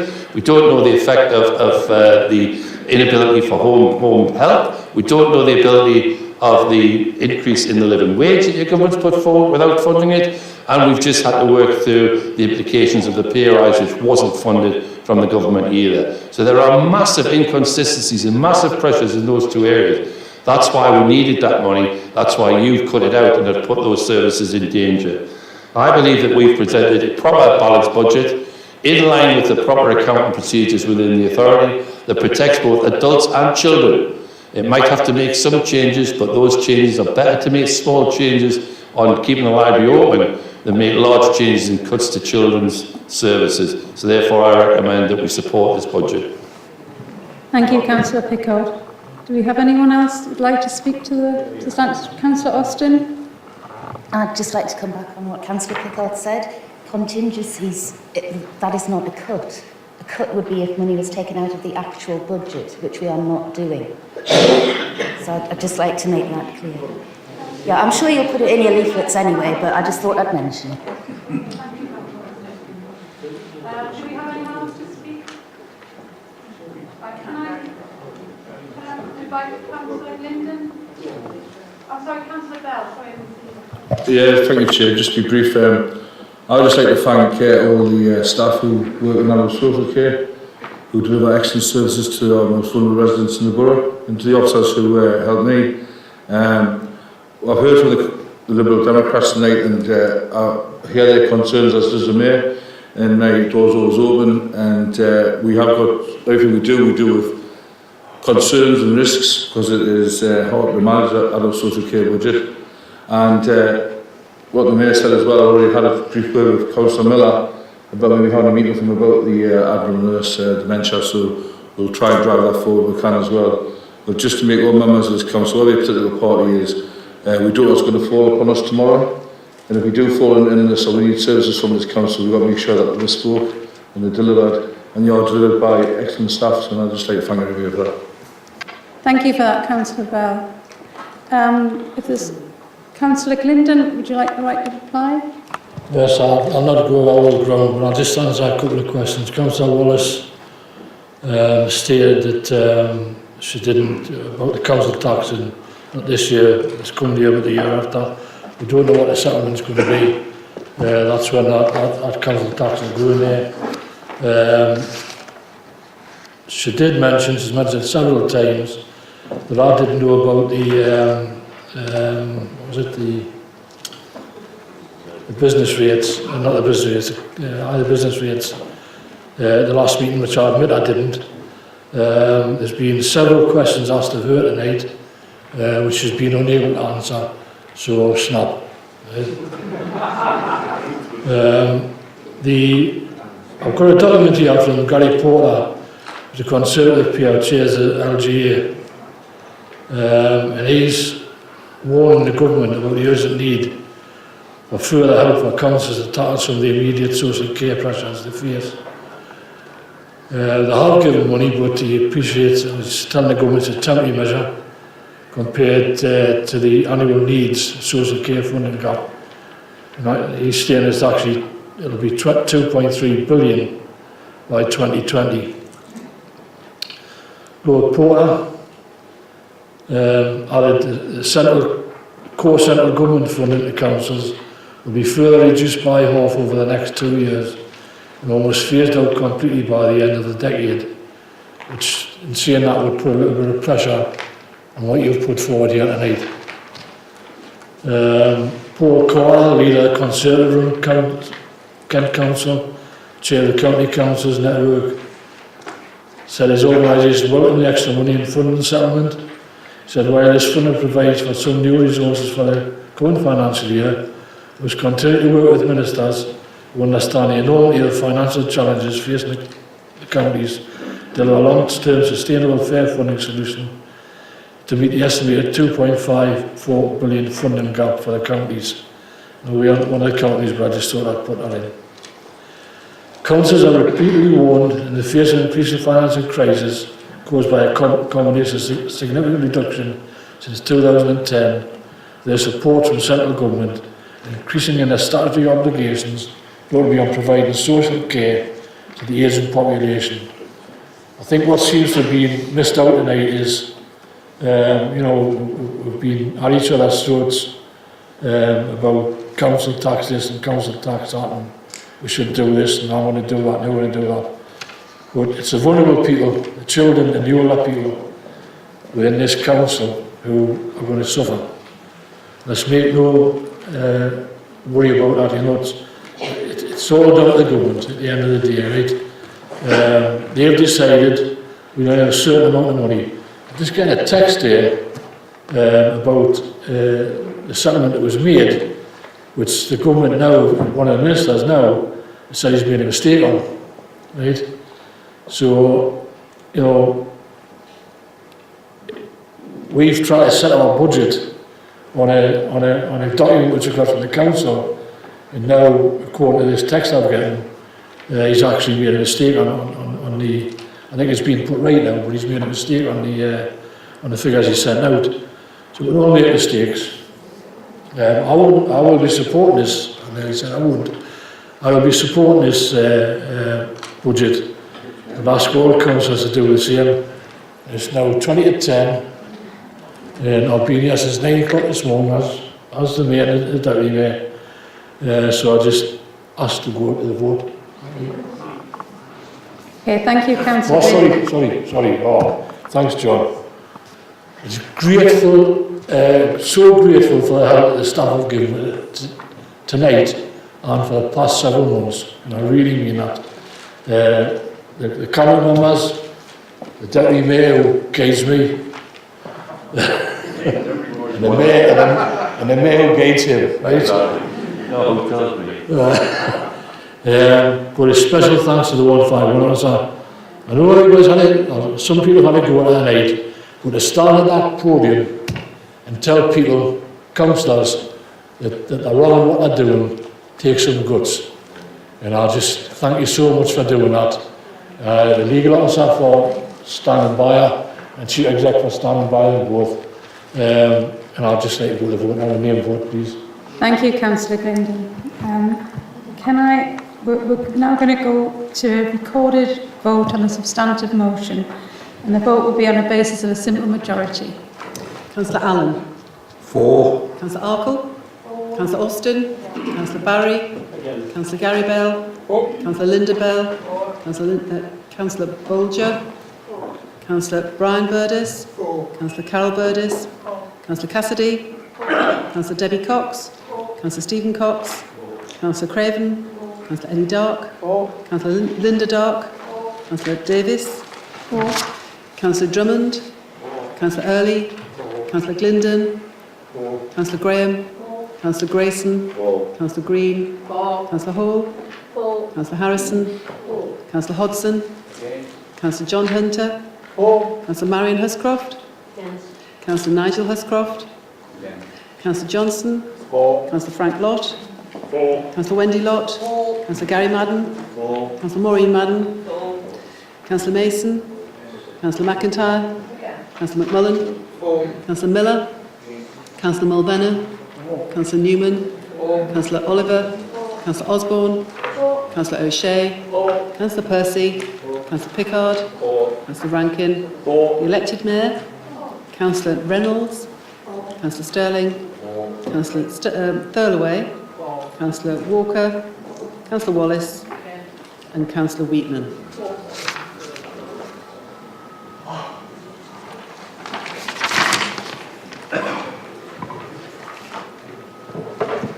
We have 43 for and 9 against.